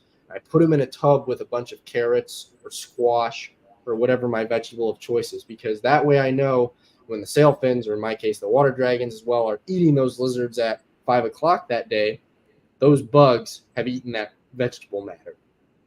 Or maybe, I change it up, you know, to, like Kasey said, tilapia, there's going to be different nutrients there. For the salads that I've been doing with the sailfins, I actually go out and I hand pick a lot of, like, you know, where there's no pesticides, dandelion greens, currant, you know, stuff that's growing in the wild because it's getting the sun, all the different minerals and stuff in the soil. And I'd like to think, you know, a sailfin that's not raised with that is going to look different than a sailfin raised with a high quality diet, high quality lighting. You know, I use a lot of Zoom Ed lighting on all my stuff, the T5 high output fluorescents, like really powerful UVB bulbs that they can get under. But then I'd also like to note that the sailfins are not under that all the time. They have the option to get away from it. So now the lizard, you know, if people had, say, a sailfin in an inadequate setup where it can't escape the UV, well, then it's constantly baking itself. And that sailfin probably isn't going to look as healthy as, say, a sailfin like in Kasey's tents. They've got 5 foot by 5 foot by 6 feet of space. They can fully cook their bodies, and then they can go all the way to the bottom and retreat to the shade if they want. And again, I would like to think that has something to do with how a sailfin is looks, to where you, again, the bloodline is definitely going to help, but sure, to some extent, just having good husbandry. Kasey, sorry for going on that sudden tangent. Do you have any other pointers on that? Any of your experience that you want to highlight with that? No, I think everything you said is on point. I think the moral of the story is they're a little high maintenance. They really are. And I think one thing that I've learned is that as far as their food, they get bored. They want things to be different. Like if I fed them, which I did long time ago, like the kale, the collard greens, the carrots, the bananas every single day, they would get bored and not eat. So the more you mix up their diet, I think not only does it actually make them look better in the end, but it makes them healthier because they're more interested in eating. And I also think that people, at first I didn't feed them any meat, meaning like chicken, the Reptilinks, the tilapia, the turkey. That was all like 5 years into me keeping them. And I think feeding them that protein also made a huge difference in the way they looked, and maybe even their breeding. I'm not sure. But definitely adding some protein into their diet, I think improved things for my sailfins personally. I've been dabbling in, I get quail and pheasants. And so maybe once a month, instead of filling a bowl with bugs, I'll just throw a couple of those in there. You know, they're small, but again, it's like a whole prey item, something different. I'm yet to try tilapia. I need to. Scott talks a lot about tilapia. I think he feeds shrimp too, because, you know, shrimp's got the carotenes and stuff in there as well. But that's interesting to note on the your note specifically. You know, for as long as I've talked with you, like I guess I hadn't realized you had seen that much of a difference with like physical protein sources as opposed to like bug protein in the diet. That's cool. But I also think it has something to do with just diversifying it, maybe in general too, like offering something different and not just a salad every day. Like maybe it is sometimes I'll do oats, eggs, and turkey. And that's like a treat for them. And I think maybe just diversifying it makes a difference as well. But I also feel like it's almost a little bit common sense. Like if you ate the same thing every single day, you wouldn't be healthy. You would be bored. You have to offer them, you know, different stuff every now and again.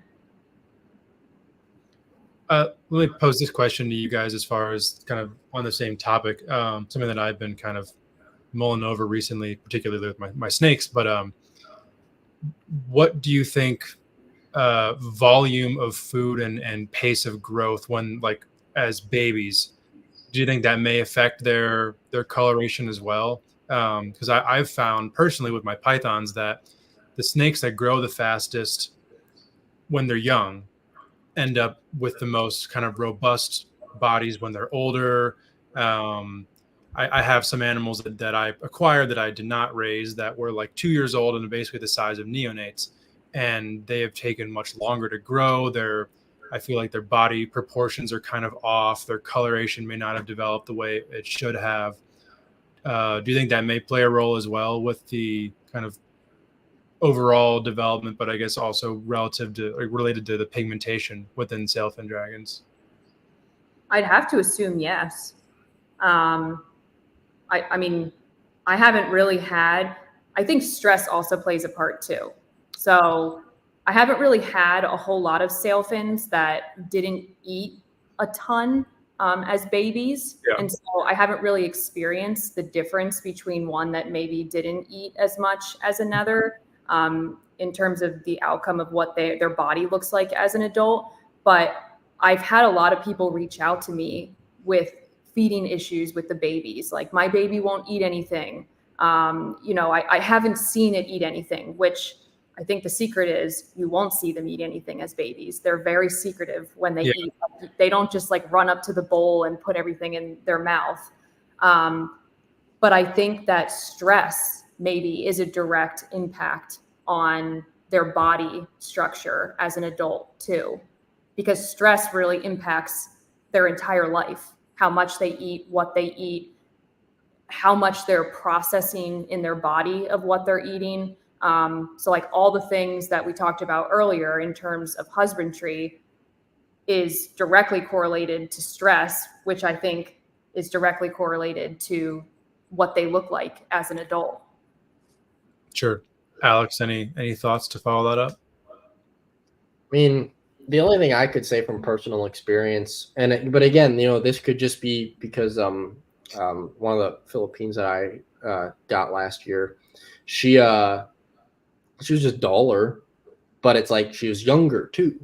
So who's to say that by taking her in at a younger age, keeping her, as Kasey said, stress-free environment, and all I did for a year, and I'm still doing, is just feed bugs, well diversified salads, good lighting, and now she's golden yellow.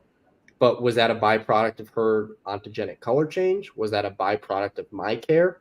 It's like, should I, ideally down the line, if I ever get to the point where I produce these, should I hold back 2 clutches and raise one with the high output lighting in a varied diet and raise the other clutch with the high output lighting, but just reduce my, supplements, maybe not gut load, and see what happens. But then I'd feel bad if I caused stunted lizards. So it's sort of a weird question to phrase. I mean, to go back to the comment that started this question, it is known with basilisk lizards, and I've seen it with water dragons, where if they are deprived of beta carotene, the lizards turn a beautiful blue color, because beta carotene and the carotenoids in there allow the lizards to, in a sense, develop the yellow pigments. And so that's why a green water dragon looks green.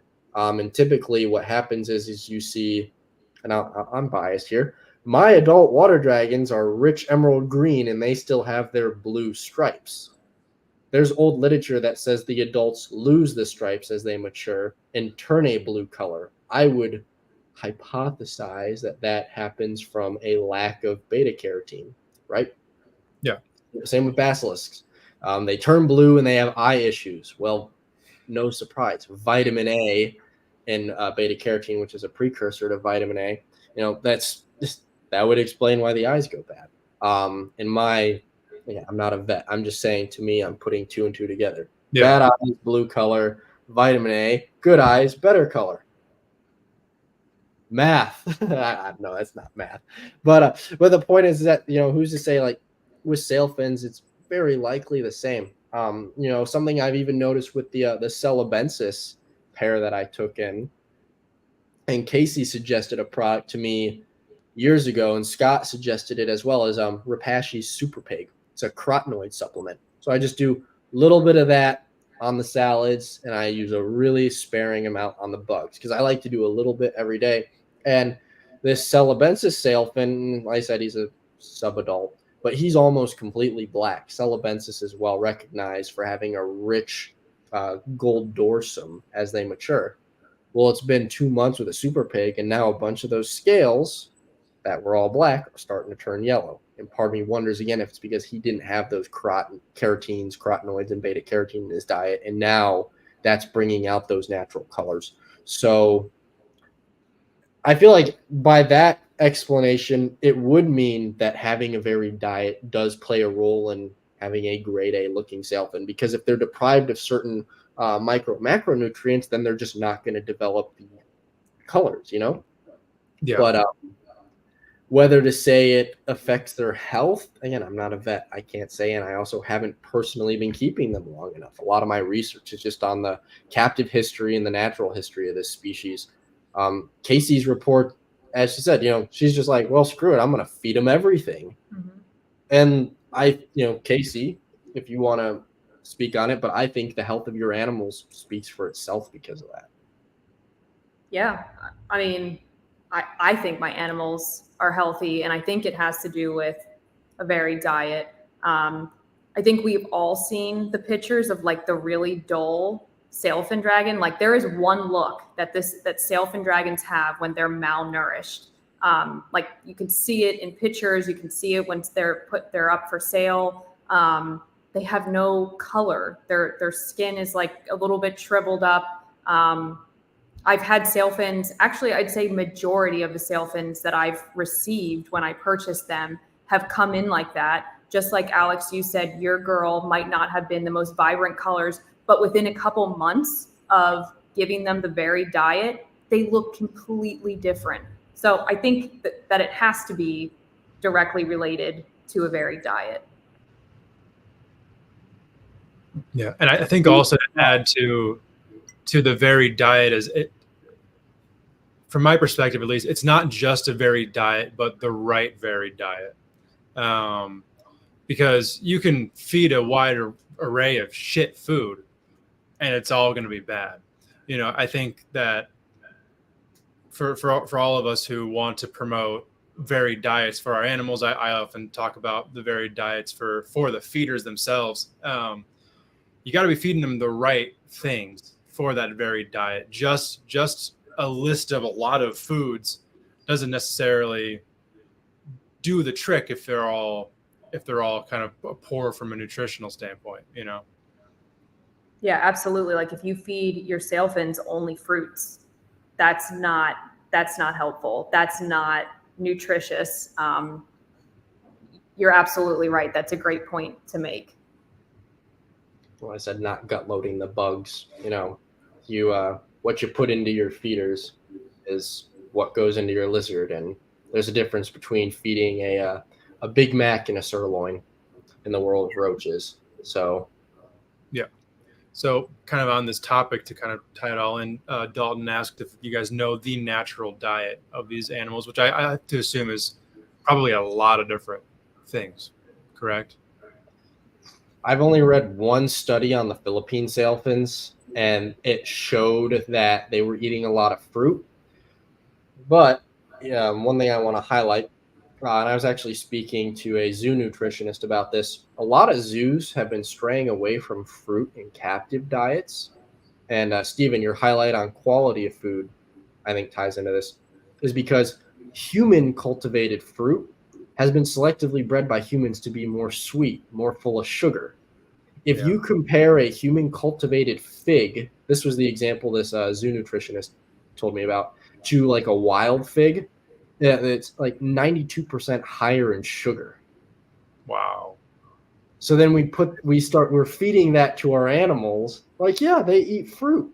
I'm not going to deny when I've thrown blueberries or strawberries, raspberries, and I've fed the sailfins bananas, they go absolutely nuts for it. And to some extent, I think that could be the wild reaction. Again, I'm comparing this off of 4 individuals now in my care. Yeah. I say, Kasey, once I finish this, I'd want to hear your thoughts on it. But the other thing that I'd argue is, it was that fruit during the rainy season, dry season. Like, is it a seasonal thing? Because people have done diet studies on red-footed tortoises. And I know I'm comparing a tortoise to a lizard here, but red-footed tortoises are unique because they're an omnivorous tortoise, where they eat, the same type of fig for months because that's just what fruits for that part of the rainy season. And then it stops and they fast, and then they eat more grasses. And then, they've been observed eating fallen nestling birds because that's what the opportunity presented itself with. And I've seen footage of the Philippine sailfins from the southern archipelago region of the Philippines. An adult female literally ran down and chased a weak juvenile and ate it, like it enacted in cannibalism. Which to me, that explains their drive for protein. Just the other day, literally, I threw in the bull of dubia roaches. So, this is a 28-inch female celebensis, right? Roach is about 3/4 of an inch. Just crawled over the other roaches, popped out of the bowl. And that lizard jumped from a 5-foot perch with precise accuracy down onto the ground and grabbed that. So, to me, that anecdotal, experience while keeping them tells me if they can chase it down, they're going to go for it. So, and again, I want to find more wild diet studies. I mentioned Ben Owens earlier. I know he's currently in India, and I believe he's going to Sulawesi. So he's planning on getting some more wild data. I would give anything for him to be filming them in the wild. And, even if it's just a male grazing off of branches or something, just to see the type of leaf preference they're going for. But otherwise, as far as diet, what Kasey's highlighted, I've kind of just learned off her. She's been a mentor for me in the captive sector. But aside from that, Kasey, do you have, any insights on personal observations like that to answer Dalton's question? personal observations, I'm kind of with you. And again, to kind of reiterate what you said, I haven't seen enough literature to even make a guess of really what their everyday natural diet is. But like looking even at the picture behind you, Alex, as your background, and so many other pictures that I've seen of sailfin dragons, they're by water. So my guess is they're eating things in the water, and they 100% are eating some sort of live animals, whether it's other lizards or small rodents. I have the same experience that you just talked about with the roaches. They go nuts. They will dive across an enclosure. I mean, they devour them. So my guess is as good as yours, but I'm thinking it's very, very varied in their natural habitat. And I'd also be curious to see what your friend reports after he comes back from his trip. Be cool. I'd say it's funny you say them eating things near the water, because I think there was a while back there's a guy who lives in South Florida. He posted a photo of an invasive Cuban tree frog that unfortunately wandered into one of his outdoor Philippine cages. He lives in South Florida, so he keeps his outside, and that male that frog isn't hopping no more. So yeah, I've seen them like devour big spiders before. Like pretty much, I think maybe anything that moves in there, it's probably not lasting too long. So that's just one of my observations as well. It's interesting too, because they're have you ever noticed like the teeth, how triangular the back teeth are, which would indicate they're a frugivore. Like that's typical for mashing rotten ripe fruit. But then like the front rows of teeth are almost like serrated and curved. And I don't know. I mean, I got bit by one of the Philippines with a glove, and I felt that. So I'd feel pretty bad for anything that gets caught by him. So yeah.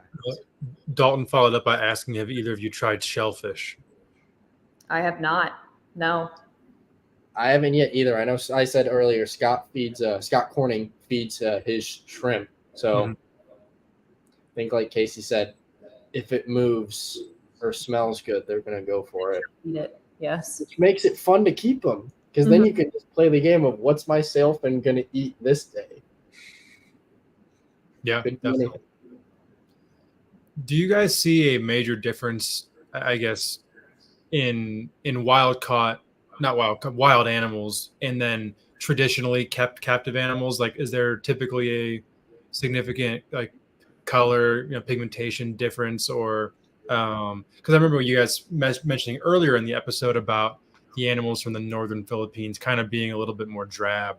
As we've talked about, diets and everything, there's this kind of a trend across many different reptile species of animals in the wild and in captivity looking significantly different, often in terms of animals that have, bright like colorations of purple or yellow or blue. Do you guys see differences within the sailfins like that? I have not seen, so I'm just going to talk about the Microlophus and the Celebensis. Okay. Because I don't think we can really compare too much with the Pustulatus. Sure. Well, we can, because what I said earlier, they have so much variety in the wild compared to what we have here, but we're not getting any new ones in this country. But the Celebensis and the Microlophus, I don't feel like I have a good enough reference for ones that are here compared to ones in the wild, because they all are really imported and recently imported.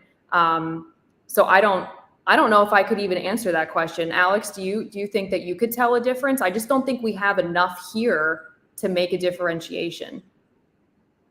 It's hard to say for me, just because like the thing, as I was saying earlier with the carotenoids, is if they're derived from diet, I'd like to imagine, if you see a mature wild caught male fresh, from Sulawesi, right? They're super yellow. But who's to say that's not a mature old male that's had years of a varied diet to just turn yellow? Whereas, like I said, this one that I'm raising up now, is jet black. And so now he's gotten 2 months of this carotenoid diet. Maybe in 7 years, he's going to look just like the wild male because he's had all those years of accumulation.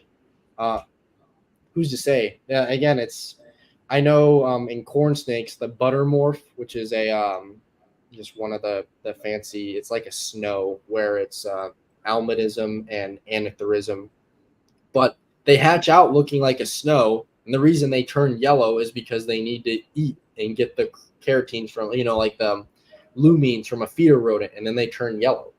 So in captivity, is it just, for a sailfin to look like, say, the one behind me on this green screen I have, because I sadly don't have a row of cool cages to sit in front of like y'all do. Who's to say that lizard behind me that was photographed isn't 10 years old? And I mean, I'm not sure the age now of the specimens you're working with, Kasey, but I'm not really going to compare an animal that I've got here that's been in captivity for 2 years with the first 2 years not having a major carotenoid rich diet to an animal that's growing straight up in the wild, Yeah, I would agree. I think there's too many factors that come into play. And I do think age might be a big one. And we have no idea what the age of, for example, the one behind you is. I would like to know, and I'm going to shout out Mike Lorette, who, because he bred Celebensis for a while. He had an animal that looked just like the one behind me, but it was raised outdoors. And from the photos I saw of it, it started out almost jet black. And so by the time it looked like that, I want to say he got that animal in 2013. So by like 2000, I want to say like 17, 18, it finally, you're talking 5 years of good care. He raised it outside. You got to wonder, like the UV. One thing I've heard from Scott Corning about Hydrosaurus celebensis is that when they're reared indoors, their eyes don't turn blue. So the UV lamps are meeting the vitamin D3 requirements of the species, but clearly whatever's happening outside, whether it's a certain wavelength of UVA and maybe not UVB related, are, sun mimicking bulbs aren't meeting it. And so obviously, the sailfins aren't like, say, snakes or certain monitors where people have immense success keeping those without UV, because we know, and I'm not going to get into the whole debate about UV for snakes and monitors or whatnot, but we know that if you were to keep, say, a corn snake without UV lighting, it will have all of its vitamin D3 needs met through its food. Whereas with sailfins, that's not the case. But then what about the developmental needs now, right? Like, am I terrible for keeping a Celebensis sailfin indoors because its eyes aren't turning blue? Or is that just a consequence of I have the lighting that meets its vitamin D3 needs, but not another aspect of the lighting that alters the pigmentation in its eye? Maybe it's a nutrient they're getting outside. Again, I have no idea. I mean, I feel like I'm, as much as I've learned about them, it's like, oh, wow, shoot, this is like year one of keeping, and I'm really now trying to take all these notes. And just in the process of us talking about this, now I'm asking 30 more questions. Maybe I'll have the answer someday, right? Or you'll teach me, or I'm. But I feel like that's also, like, I don't want to speak on your behalf, but why we like them so much is because we're still learning. Like, this is not cut and dry. There's no specific solution to anything when it comes to sailfin dragons. Like, there are so many unanswered questions, and it's exciting and it's interesting and it keeps you on your toes. And I think that's why I like it. I think that's why you like it as well. Probably like it a little too much. Yeah, we gotta have passion for something though, and they're so freaking cool. I mean, like, I don't know, the amount of times I've been to a reptile show and there's a booth that has a freshly wild caught one. Even though I'm doing laps, every time I'm there, there's always somebody who's like, "Oh my gosh, they have a sailfin! Look at that!" Like, they're a showstopper. They're amazing, and hopefully, it's conversations like this that encourage somebody listening who has a sailfin to try something different, to start taking notes, to really, help piece this puzzle together and getting them established for good in captivity. Because as we started at the beginning, they've been around for a while, but nobody is being consistent with them. other than Scott Corning. And even then, you can't be the only person producing them forever. There's got to be other people who are consistent. And we just can't have this trend of Scott being the man, and then somebody shows up and leaves, and somebody shows up and leaves. And I'd like to think I'm putting myself into a position where I will not be showing up and leaving. I know you sure as hell aren't, Kasey. I mean, that's why I've been getting advice from you over the past 4 years, and I think the future is going to be very bright for people who are also working with sailfins. Yeah, I agree. And sometimes I feel like when we have these conversations, they sound like we're deterring people from working with sailfin dragons, because there are a lot of negatives and it is a lot of trial and error and unknowns.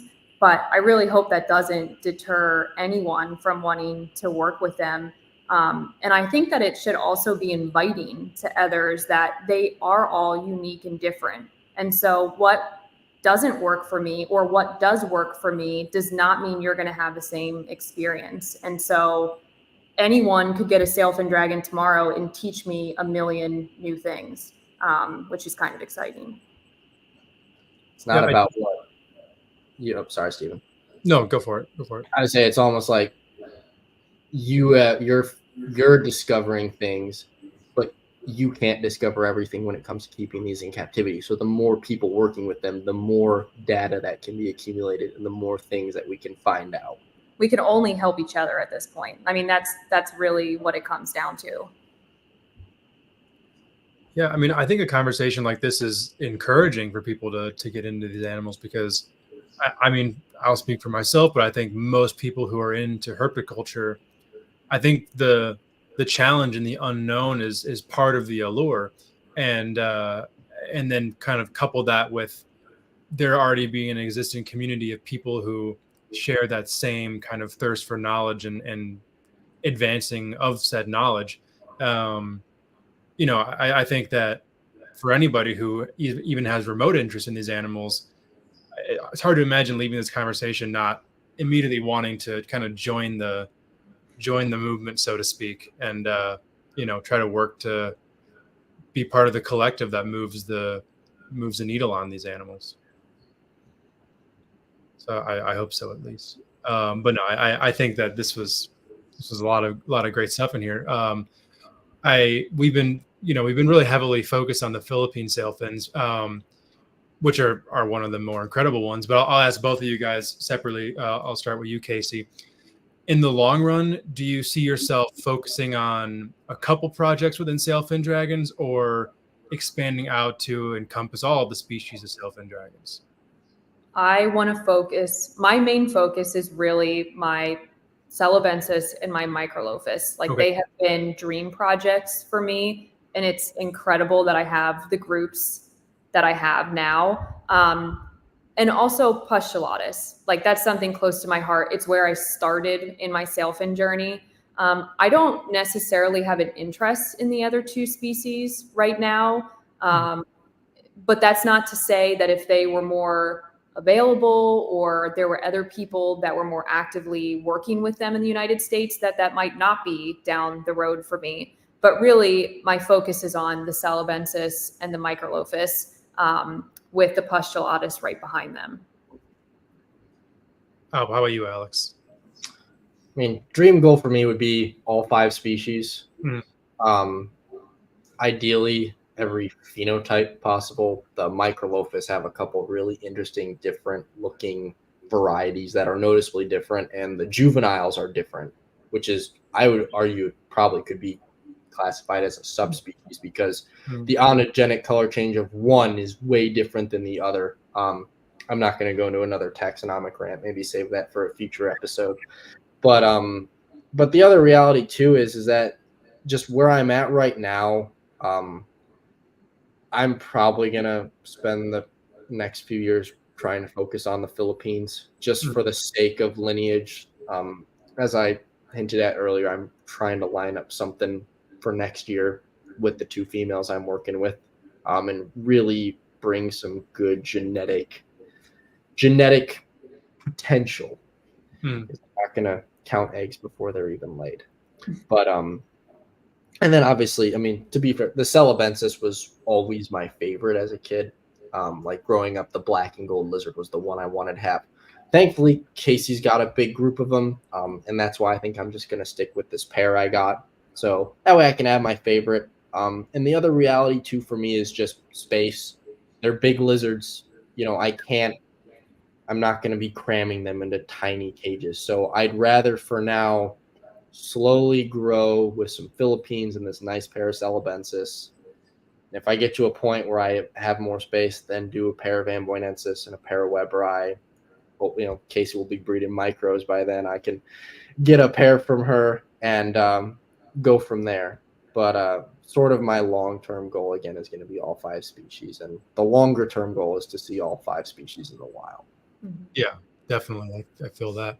Is there anybody right now who's serious about Amboinensis and Weberi? Amboinensis, I think I mentioned him earlier, Ben Owens in Wales. He's working on F2s.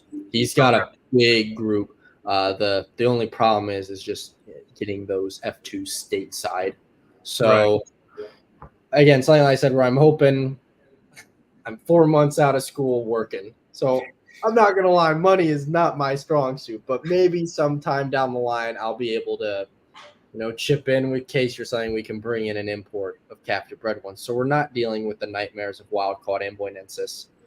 And as far as Weberi, I have not found anybody, which really terrifies me because in 2021, they were marked as vulnerable by ICUN. Same thing happened to Philippines in 1991, and then 3 years later, they stopped being exported. So can somebody please work with goddamn Halmahera sailfins? Yeah. I'm begging you on my knees because I don't have the room, and they're coming in. I will hand pick some at Tinley Park and ship them to you. Like, this is my cry for help. Okay? Yeah, that's a shame. Yeah, because that's throughout the conversation, I'm like, I'm not hearing a whole lot of these two. But then, you know, that's, I guess, part of when a species group like this is relatively young in herpetoculture is that somebody really does need to step up and be kind of the forefront of that species within the mix, because it'd be a real shame for them to be lost in the grand scheme of the hobby when, you know, the other 3 species are going to be represented going forward because people are, you know, are passionate about them and have decided to dedicate a portion of their life to them. So yeah, anyone who's listening, Amboinensis and Weberi. And if someone is working out there with them, like, let us know if you hear this, because I also we're going off of what we know. Like, I don't know everyone in the country. I'm sure there are people out there working with all of these species that we're unaware of, but I feel like this conversation is really just based off of the group that we've networked with. And if there is someone working with them, like, let us know. Maybe there is. Yeah. Well, hopefully this episode finds those people. Alex, do you have any other topics on the sailfin front you want to cover? I think we've had a pretty solid conversation on Hydrosaurus. And if you don't mind, I love Hydrosaurus, but as your co-host for this episode, Kasey, I gotta hear about Aspidites. Of course, ask away. Yeah. What do you want to know? Womas, blackheads, breeding, your history keeping them. Like, for as long as I've talked to you, we've really only talked sailfins. You've mentored me on the sailfins, but I know you've worked with the womas, the blackheads. You worked with a bunch of other really amazing pythons. And, you know, if you want to touch on, you know, like the Bothrop Hylas and the Leia python, please do. But I really want to hear about dialing in Aspidites ramsey as far as captive breeding, you know, the maintaining them. What do you do to get them to breed? Yeah, so another species that I'm still learning about and can't put my finger on kind of how to breed them successfully. If I'm like going to be my own therapist, I clearly gravitate towards animals that I can't quite figure out completely. But similar to the sailfin dragons, my second snake that I ever got was a Woma python. So I went straight from a ball python to a Woma python. Not that they're necessarily hard to keep, but they weren't, I don't feel like they were that common when I first got one. It was kind of hard for me to purchase one, to locate one, and then even harder to get a pair. Now I feel like they are a lot more common to come across, which is great. And many more people are breeding them. Just like the sailfins, I think there is kind of a tight-knit group of Woma people that are talking and working together to figure out things like incubation. Because if anyone knows Womas, their incubation is really inconsistent. And it's hard to put your finger on why. I have some theories, but that doesn't mean that I figured it out. So I've had many clutches of Woma pythons over maybe the past, I don't even know, 6 years. This last year was the first year I didn't produce. I actually didn't produce anything this last year. I gave everything a break. I have 2 kids, a job. Like, I just needed a break, and I felt like it was a good time to give my room a break. But other than that, I've been pretty consistent with breeding the Woma pythons. I'll touch on the black-headed pythons then. But I got so obsessed with trying to figure out the incubation, because I'd have one clutch of eggs that all the babies would hatch. Then the next clutch of eggs, same incubation, none of the babies would hatch. Or I'd have things like the babies would die in the egg, which that's not that uncommon. They can't get out. But then I'd also have like babies that would get out and die in the incubator. So I just I can't quite figure it out. But I do think this really isn't an answer, and this isn't helpful. I think that sometimes the eggs and their vitality are just predetermined before they're even laid. Yeah. And sure. I think that that's Woma pythons, and it's just more common to see it in their clutches. And people talk about moisture issues with Womas and keeping the humidity up and this and that. And I think that that's pretty common sense when you're breeding a lot of species of python. But I really just think there's something about Womas that they're predetermined before they're even laid. And for example, I have one female that I've stopped breeding now. She has laid 4 clutches of eggs. Every clutch of eggs, no matter which way I incubate. I have tried, I can go through with you all the ways that I've incubated eggs. Doesn't matter. All of the eggs except for maybe 1 or 2 will go bad during incubation. And I think I've just come to the conclusion that it's this female. Her eggs maybe are just destined not to hatch. That's just kind of the theory I've created. And I also say this because there's been years, there was a specific year, it was maybe 2021, that I had 3 clutches of Woma eggs. And I said to myself, I'm going to incubate each one of the clutches differently. And I'm going to figure out which incubation method works. Like, I'm going to figure this out. They're all going to be in the same incubator. They're all going to go in together, or some, kind of the same time frame, but they're all going to be set up differently. And one of these clutches has to be better outcome than the rest. And I got no information from that. At least one baby in all of the clutches didn't make it. There was no obvious clutch that was more successful than the other based on a different incubation method. So that's why I go back to, I really just think it's one of those species that, like, we can do so many different things, but maybe it's at the end of the day just one of those things where they just weren't destined to make it from the start. But that's not really helpful for anyone who's looking for answers in terms of breeding and methods. What do you use as your hotspot for your females? About 88 to 90 degrees. Okay. With that being said, though, my room really fluctuates. So in Pennsylvania, we have, like, I say all the seasons. And my room, even though I have like a split unit in here, is really dictated by the temperature outside. So I have sensors in my enclosures, and I know that my temperatures are in that range. But there are certainly times where they are hotter, and there are certainly times when they are cooler. Overall, my room is not very consistent. So I hesitate in telling people temperatures just because I don't keep them really at one temperature because of my room. Yeah. The reason I ask is what you were saying about your incubation methods and all that.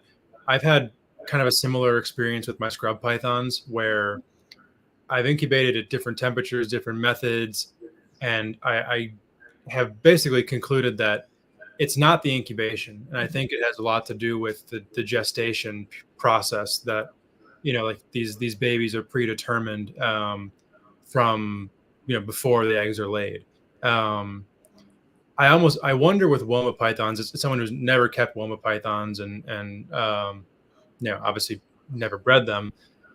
Given that they're an arid Australian species, would they benefit from like 120-degree basking spot for 2 hours as opposed to a longer period of a cooler temperature? Like, would that be more in line with their natural movement patterns? So Womas are really interesting, and there is quite a bit of scientific articles and research that is out there. With that being said, even the people in Australia still don't know a whole lot about Woma pythons, and they live there. So some people there's articles where Woma pythons will be high up in the trees in the middle of the day. So to your point, yes, maybe a few hours of very hot temperatures in their enclosures might benefit them. But then there's also studies that show that Womas burrow underground, like for the hottest parts of the day. And that maybe then even 88 to 90 is too hot. So there's, again, kind of with the sailfins, there's so many ways about, I think, keeping the Woma pythons and the black-headed pythons as well, that it's kind of come down to like what works best for me personally. Sure. In terms of keeping and breeding, I kind of just wing it at this point because I can't put my finger on what the right recipe is for Aspidites. That's not a great answer. I mean, it's the answer as of right now. And, I give you props for kind of saying you don't know for sure, because a lot of people don't know, but talk as if they have it figured out, and nothing's accomplished that way. I don't have anything figured out. Let's just put that out there. Nothing. 2 hours of sailfin talk. We have nothing figured out. We're just going to talk about how we don't have anything figured out with pythons. I mean, if you think you have anything figured out, you're probably more deluded than anything. Yeah. I wonder with Womas, because with blackheads, their basking method of kind of using their head as a solar panel, if like a concentrated basking spot would be better. And it's kind of paralleling with me and my scrub pythons, where my worst outcome clutches that I've had are from snakes that have the largest heat panels in their enclosure.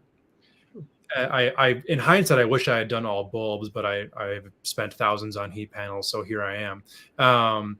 The animals that had the smaller panels for a more concentrated basking spot seemed to do better overall. And this is obviously very anecdotal and with a tropical, Indonesian Papuan species. But it definitely I makes me wonder, because similarly, I guess not on a opposite end of the spectrum with my rattlesnakes, they come from climates where they're very cold, but when the sun comes out during the day, they have this very hot period where they're going out to bask for an hour or two. I wonder if overall with snakes, but particularly with pythons in captivity, we've gotten too much into this is the ambient, this is the basking. Okay, now do it, as opposed to this is the entirety of the day, and at this hour versus that hour, it's different. I guess there's no question there, just like a meandering thought of. No, I think that's an excellent point. Why do we go straight to the care sheet, see 88 degrees, and say our enclosure needs to have an 88 degrees hot spot and a 75-degree cool spot, when we know that in their natural habitat that's not consistent with what they're experiencing. And I've tried, not so much with temperature, I've tried some trial and error with how I set their enclosure up. So Okay. the enclosures behind me are my white lips, but before I put my white lips in there, I tried to put my womas in there, thinking that I'd see them up in the top towards the heat bulb during the day. And I have a camera in here so that I can see what was going on. I didn't see them. They stayed on the ground the entire time. It was like 3 weeks. And so it was a good try. And maybe if I would have, then the question is it because they're so used to being in a small cage on the ground that they didn't know what to do? Like, my brain just starts going a million miles a minute of like, what should I do for these animals? What makes the most sense? Obviously my white lips are in there now, and I'm back to the traditional cage that I had them in. I've also put sand, thinking like, oh, they burrow. And honestly, they burrow more in the aspen than in the sand. So I've tried so many different things. I'm back to exactly how I started keeping them 10 years ago, and it works. So that's what works for me. Yeah. I mean, hey, fair enough. You know, at the end of the day, you can go into the analysis paralysis mode of just overdoing yourself into a failure, which is definitely, it makes this strange balance to strike of, we spent almost 2.5 hours talking about new ideas, but sometimes the old ideas are the ones that actually work the best. It's bridging the gap between the two, which is the challenging part. Well, and then sometimes you have to wonder what changes are you making for yourself, and what changes are you making for the animal? So sometimes I get caught up in that too, like looking on social media at other people's enclosures, like I should have something that looks more beautiful or has more things in it. And I'm like, okay, stop. That's just money. That's just you wanting that. That's not what the animal needs. So there is a very fine line there sometimes too. Yeah. Dalton's thrown out some more questions, but in the wild, are they mostly using mammal burrows? What he wants to know. From the articles that I have read, they will use pre-dug burrows. That's what I've read. So yeah, he's right. Very interesting. Alex, you got anything more to ask? Yeah, I just, not to bring it back to the incubation topic, but you know what? Shout out, I believe he was a guest a while back, Eric Burke from NPR on this network.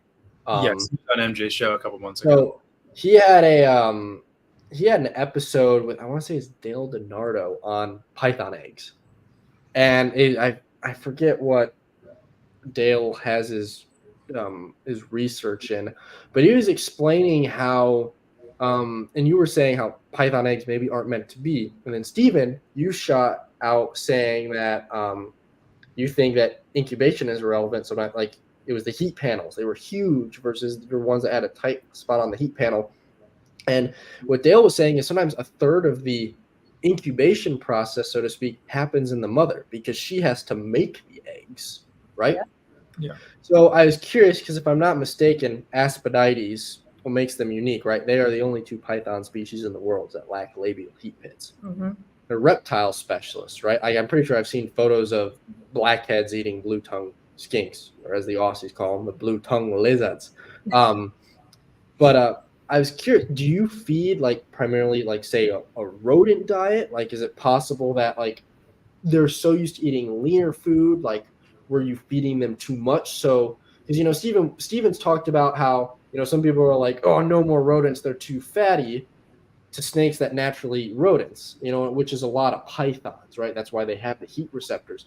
But I'd be almost curious because people have bred womas on a rodent diet, and I'm not saying that that's bad, but what I'd be curious is like, do you think maybe you were feeding rodents in too high of a frequency for the clutches that went bad, almost like the female had too much fat when yolking the eggs, when in reality, for a reptile-eating species like Aspidite, the genus Aspidites, that maybe they just need higher protein, lower fat, and for whatever reason, maybe you had a female that just ate slightly less rodents when you were cycling. Could you maybe go into food? If you had bad eggs when you fed heavier, do you fast them?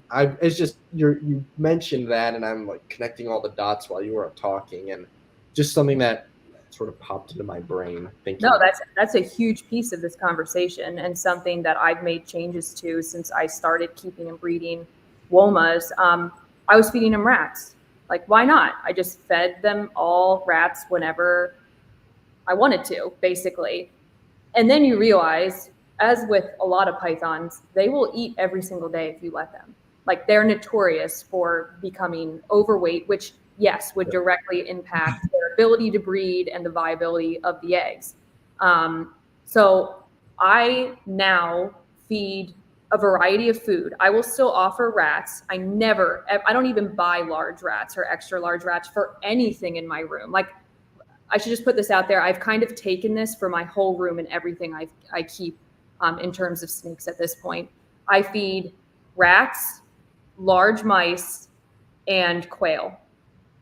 And there's no rhyme or rhythm to when or which one I feed. It's just kind of like whatever I have in the refrigerator, but it's constantly changing. And I'm feeding small meals more often. So they eat maybe every week to a week and a half, a couple small meals. Like, sometimes I'll only give them one small rat or something. Other times I might give them 2 medium quail. Like, it's totally random. The way I feed my room is completely random. There's no consistency. I used to have this like schedule on my wall where like every other Thursday, I'm feeding. Thursday's Monday too. Yeah. I'm feeding like extra large rats to everything in my room. And now it's just kind of like, oh, I think I'll just go unfreeze some food and whatever I have, I'm going to feed them. And I think it's served me well because I've been able to breed some really cool stuff over the past couple of years. So I don't think it's doing a disservice to my animals. But Alex, I think like you're absolutely right. There is something to be said about the type of food, the size of food, the consistency of food. And maybe with the Woma pythons, it is because they eat other reptiles in their natural habitat, and we don't do that here. I mean, maybe some people are feeding their Woma pythons or Aspidites snakes and lizards, not that I'm aware of, but maybe that would make a difference. I'm not sure. But also to your point about the mother's health, which is directly tied into what we're talking about, like, as someone who's been pregnant 2 times, not that I'm comparing myself to a snake, my health will directly impact the health of my children. Yeah. I mean, that is across the board for any female producing offspring.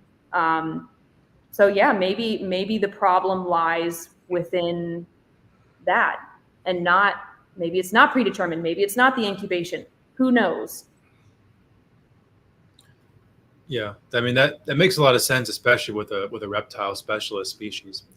It's always interesting that I like to have conversations like this on here because I feel like, particularly with python feeding, there was like the old kind of ball python method of feed the living shit out of this thing until it starts crapping out eggs, and then there was the shift that was kind of started by primarily Terry Phillip and the Barkers towards a dramatic decrease in feeding of pythons, and their intentions were taken and blown up to like 20 on as far as cutting back to an extreme degree.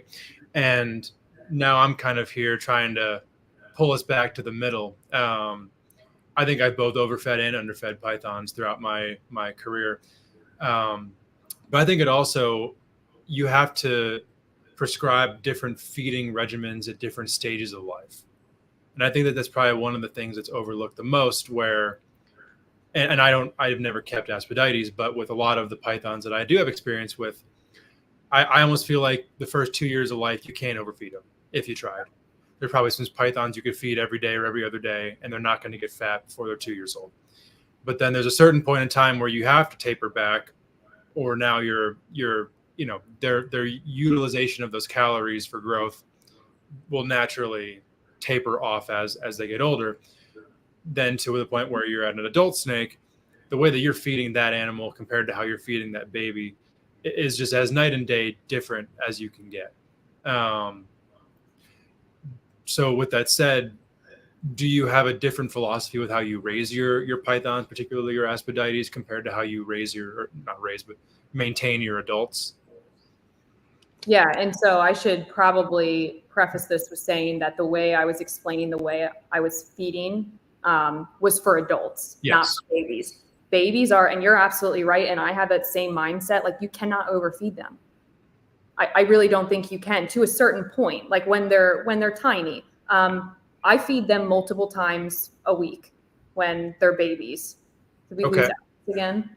I think he said he'll be back in a second. Blackheads and feeding, though, that is a whole other, completely other conversation, because I wish that I could have fed the blackheads multiple times a week. It took me like 6 months to get them feeding. And I've heard this from many other people that they are notorious for being difficult to feed. I basically assist fed them for 6 months until they just were like, oh, I get it now. I can eat on my own. And then they all ate amazing. But yeah, that was a whole different conversation. That was a little stressful. Yeah. At what point did you decide to pull the trigger on the assist feeding or force feeding? That's a good question. I don't remember how long it was until I started, but I'd offer them consistently meals until I was like, okay, none of them are eating this. I'm just wasting the food at this point. Sure.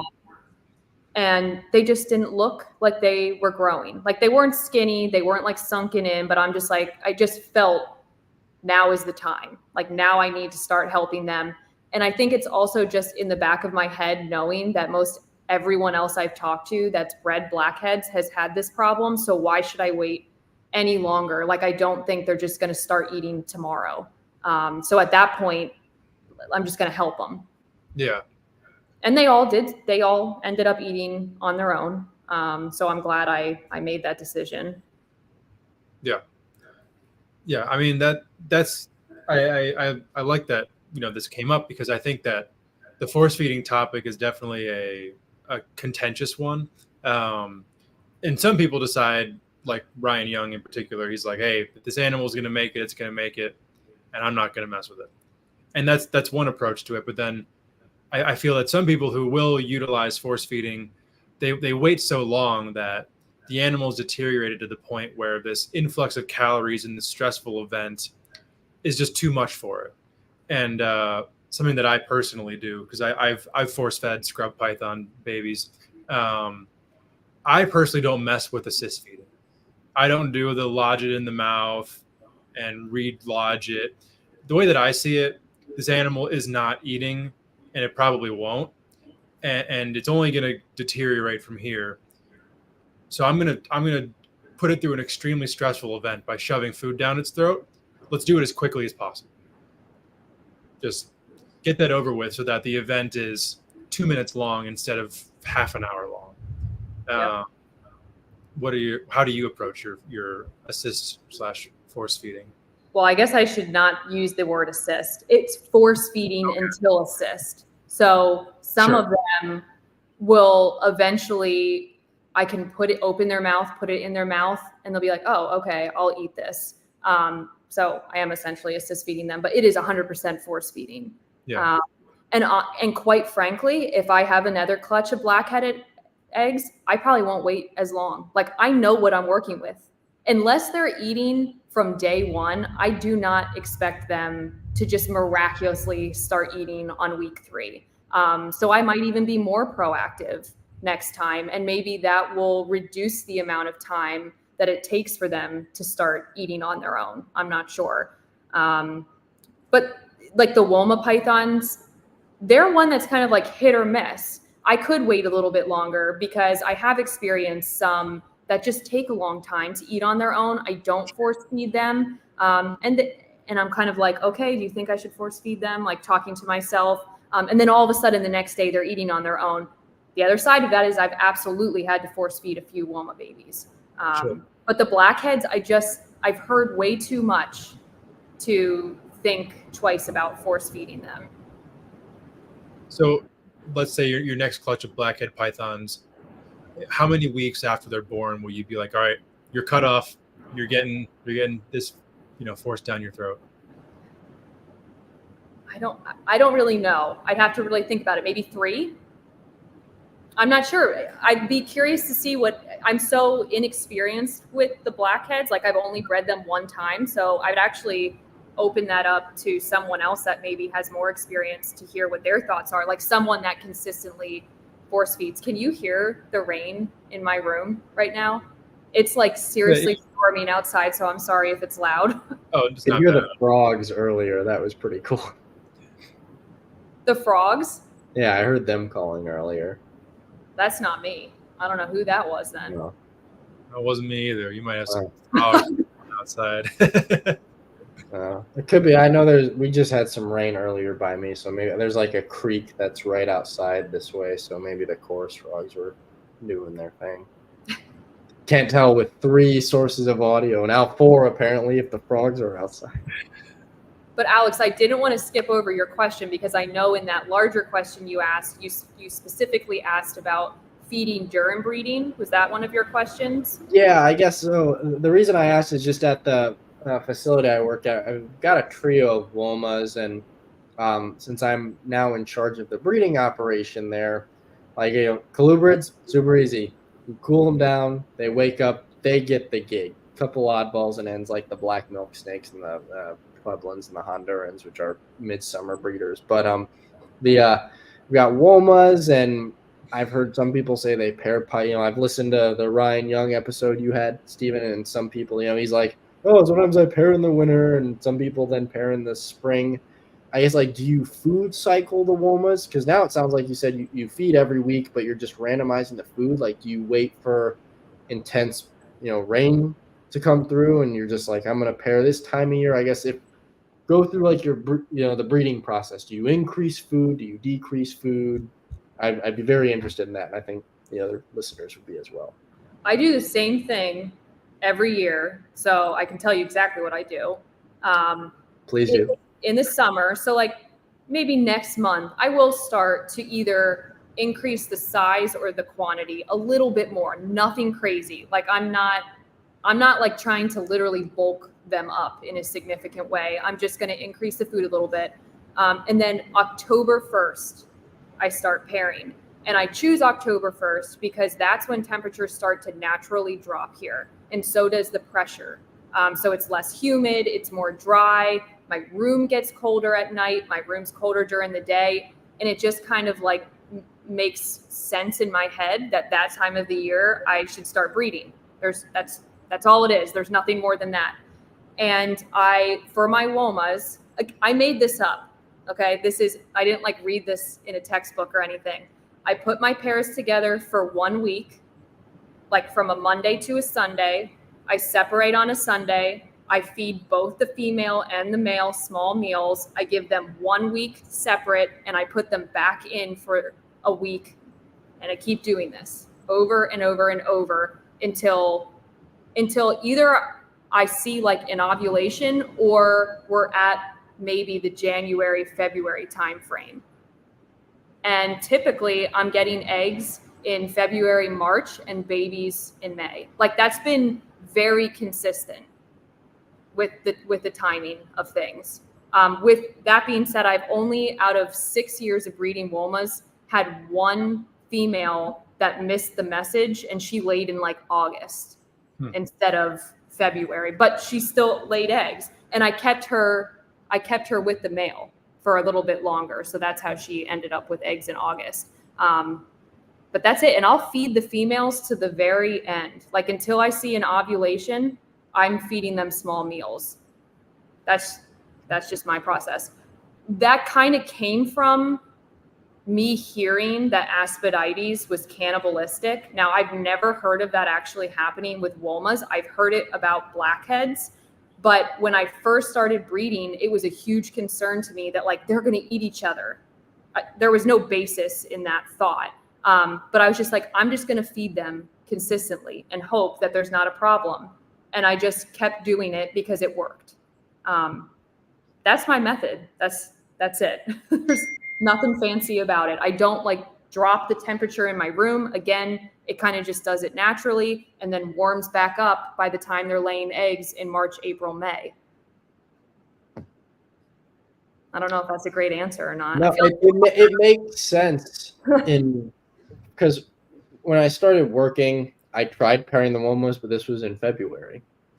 And I got 7 locks. I was not separating them every week. And I was just, fed them a big meal before I paired them. And then I just kept pairing and pairing. But I'm wondering if maybe their cycle was off, because I saw her get huge. I palpated her. I felt 7 huge follicles, and then she just shed and shrunk back down. Wow.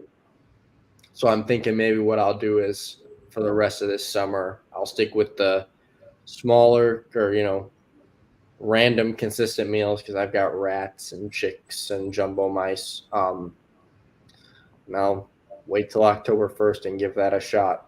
Go with it. Maybe you also want to reach out to some other people that breed Aspidites, because I'd also say I haven't quite figured out if I'm just super lucky with everything, or if my kind of like chaoticness to my theory in here actually does me well. Like, I haven't figured it out yet. So don't take everything I'm saying to heart. It's pure chaos. And Womos magically hatch out one way or another. I'd have to imagine there's some method to the madness with the routine clutches that you're getting. I can't imagine that's luck after luck after luck. Yeah, you never know. I guess not. Alex, do you have anything more on the Aspidites topic?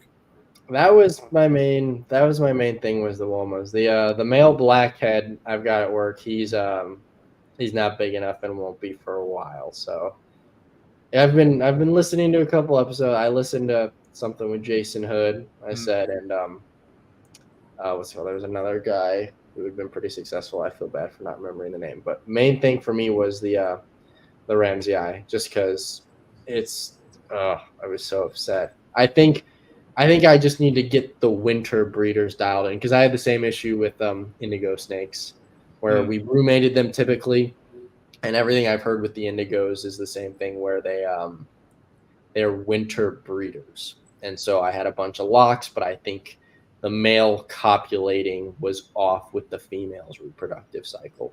And I'm wondering if that's likely what happened here with the Womas, is she was doing something earlier before I paired them. So again, just my fault, because that's when I started working. So just trying to get the game plan set. Colubrids, I'm good. I want to get these Womas. I've worked with Womas in the past. They're fun. Mm-hmm. They bite the living crap out of me. But I want to see baby Womas hatching. Well, and Alex, I also wonder if I've had all of my females pretty much since they were small. And so maybe I kind of dictated when their cycle was happening, whereas you're working with kind of established animals and you need to now figure out what the timing is, if that makes sense. That was just a thought in my head.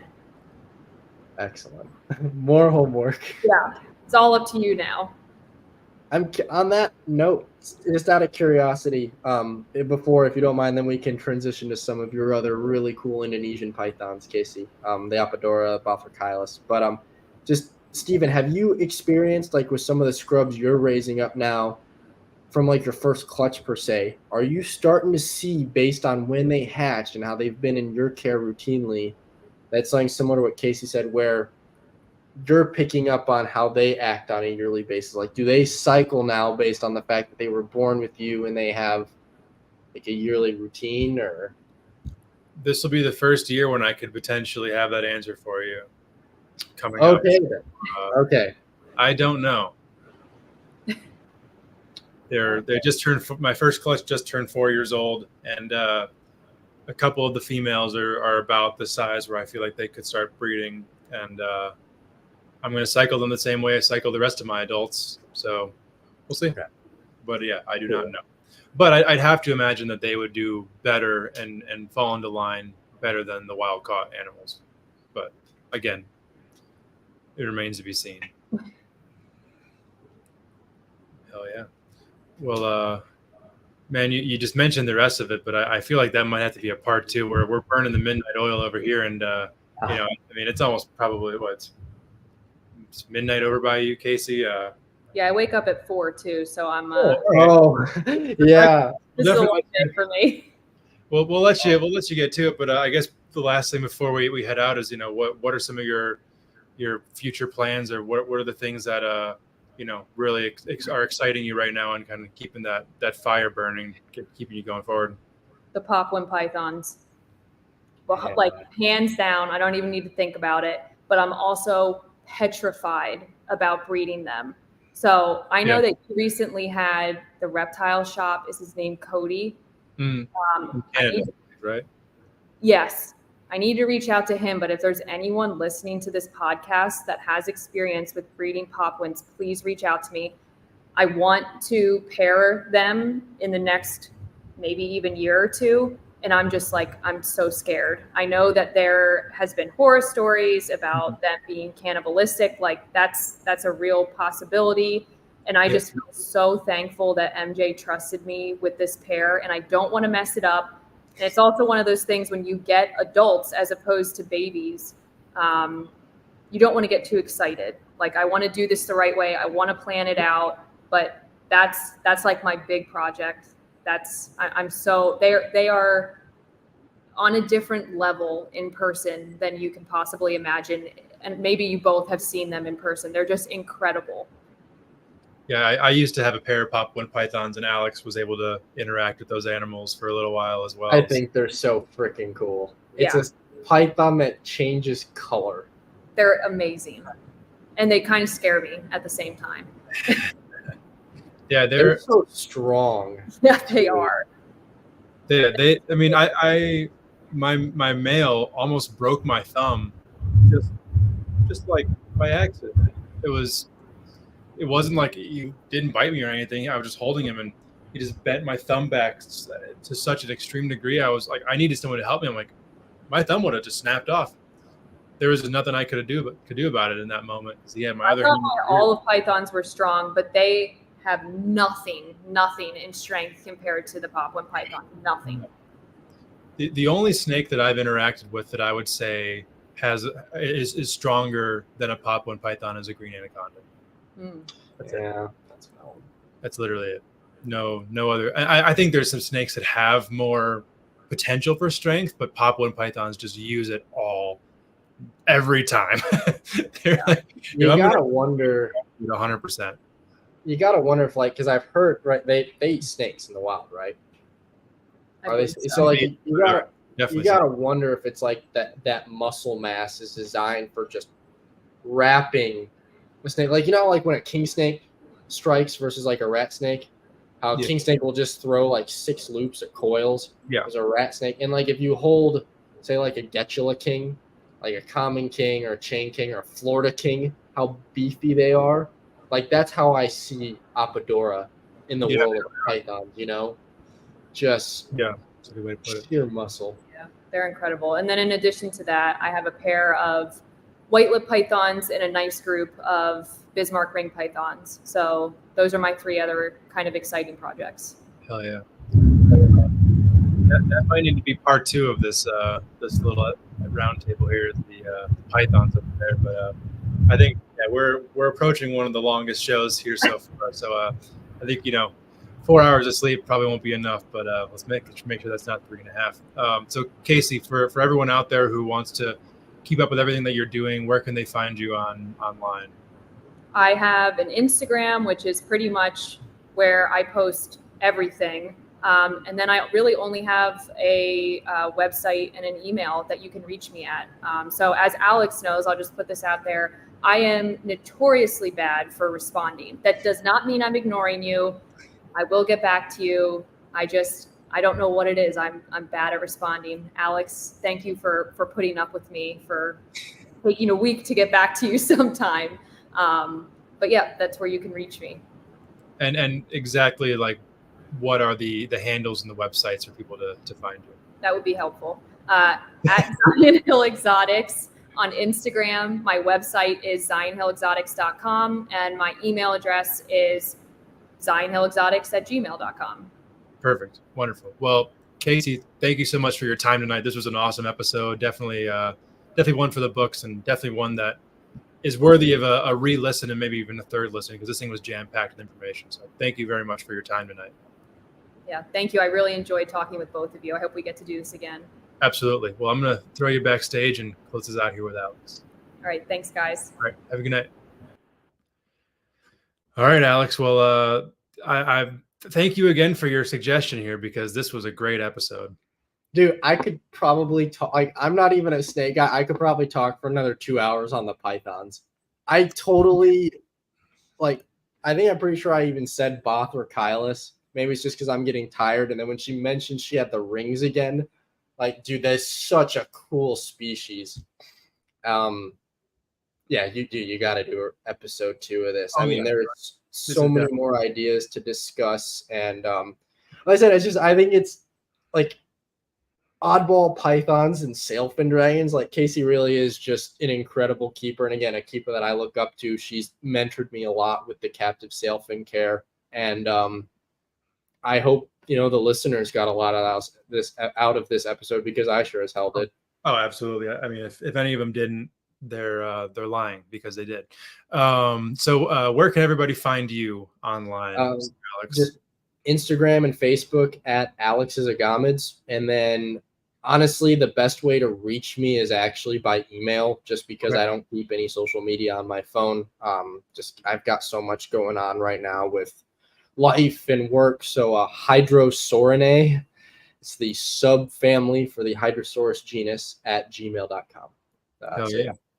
That's the best way to reach me. Otherwise, I try and respond to Instagram and Facebook messages when I can. But again, if it takes me a few days to get back to you, I've just got a lot on my plate right now. But I promise I will get back.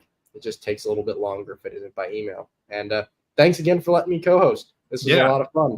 I'm glad we finally were able to make it happen, because this has been something I've wanted to do for a while. So, but yeah, man, thank you again for your time tonight. This was awesome. For sure. All right. So that was it, guys. Almost 3 hours in the books.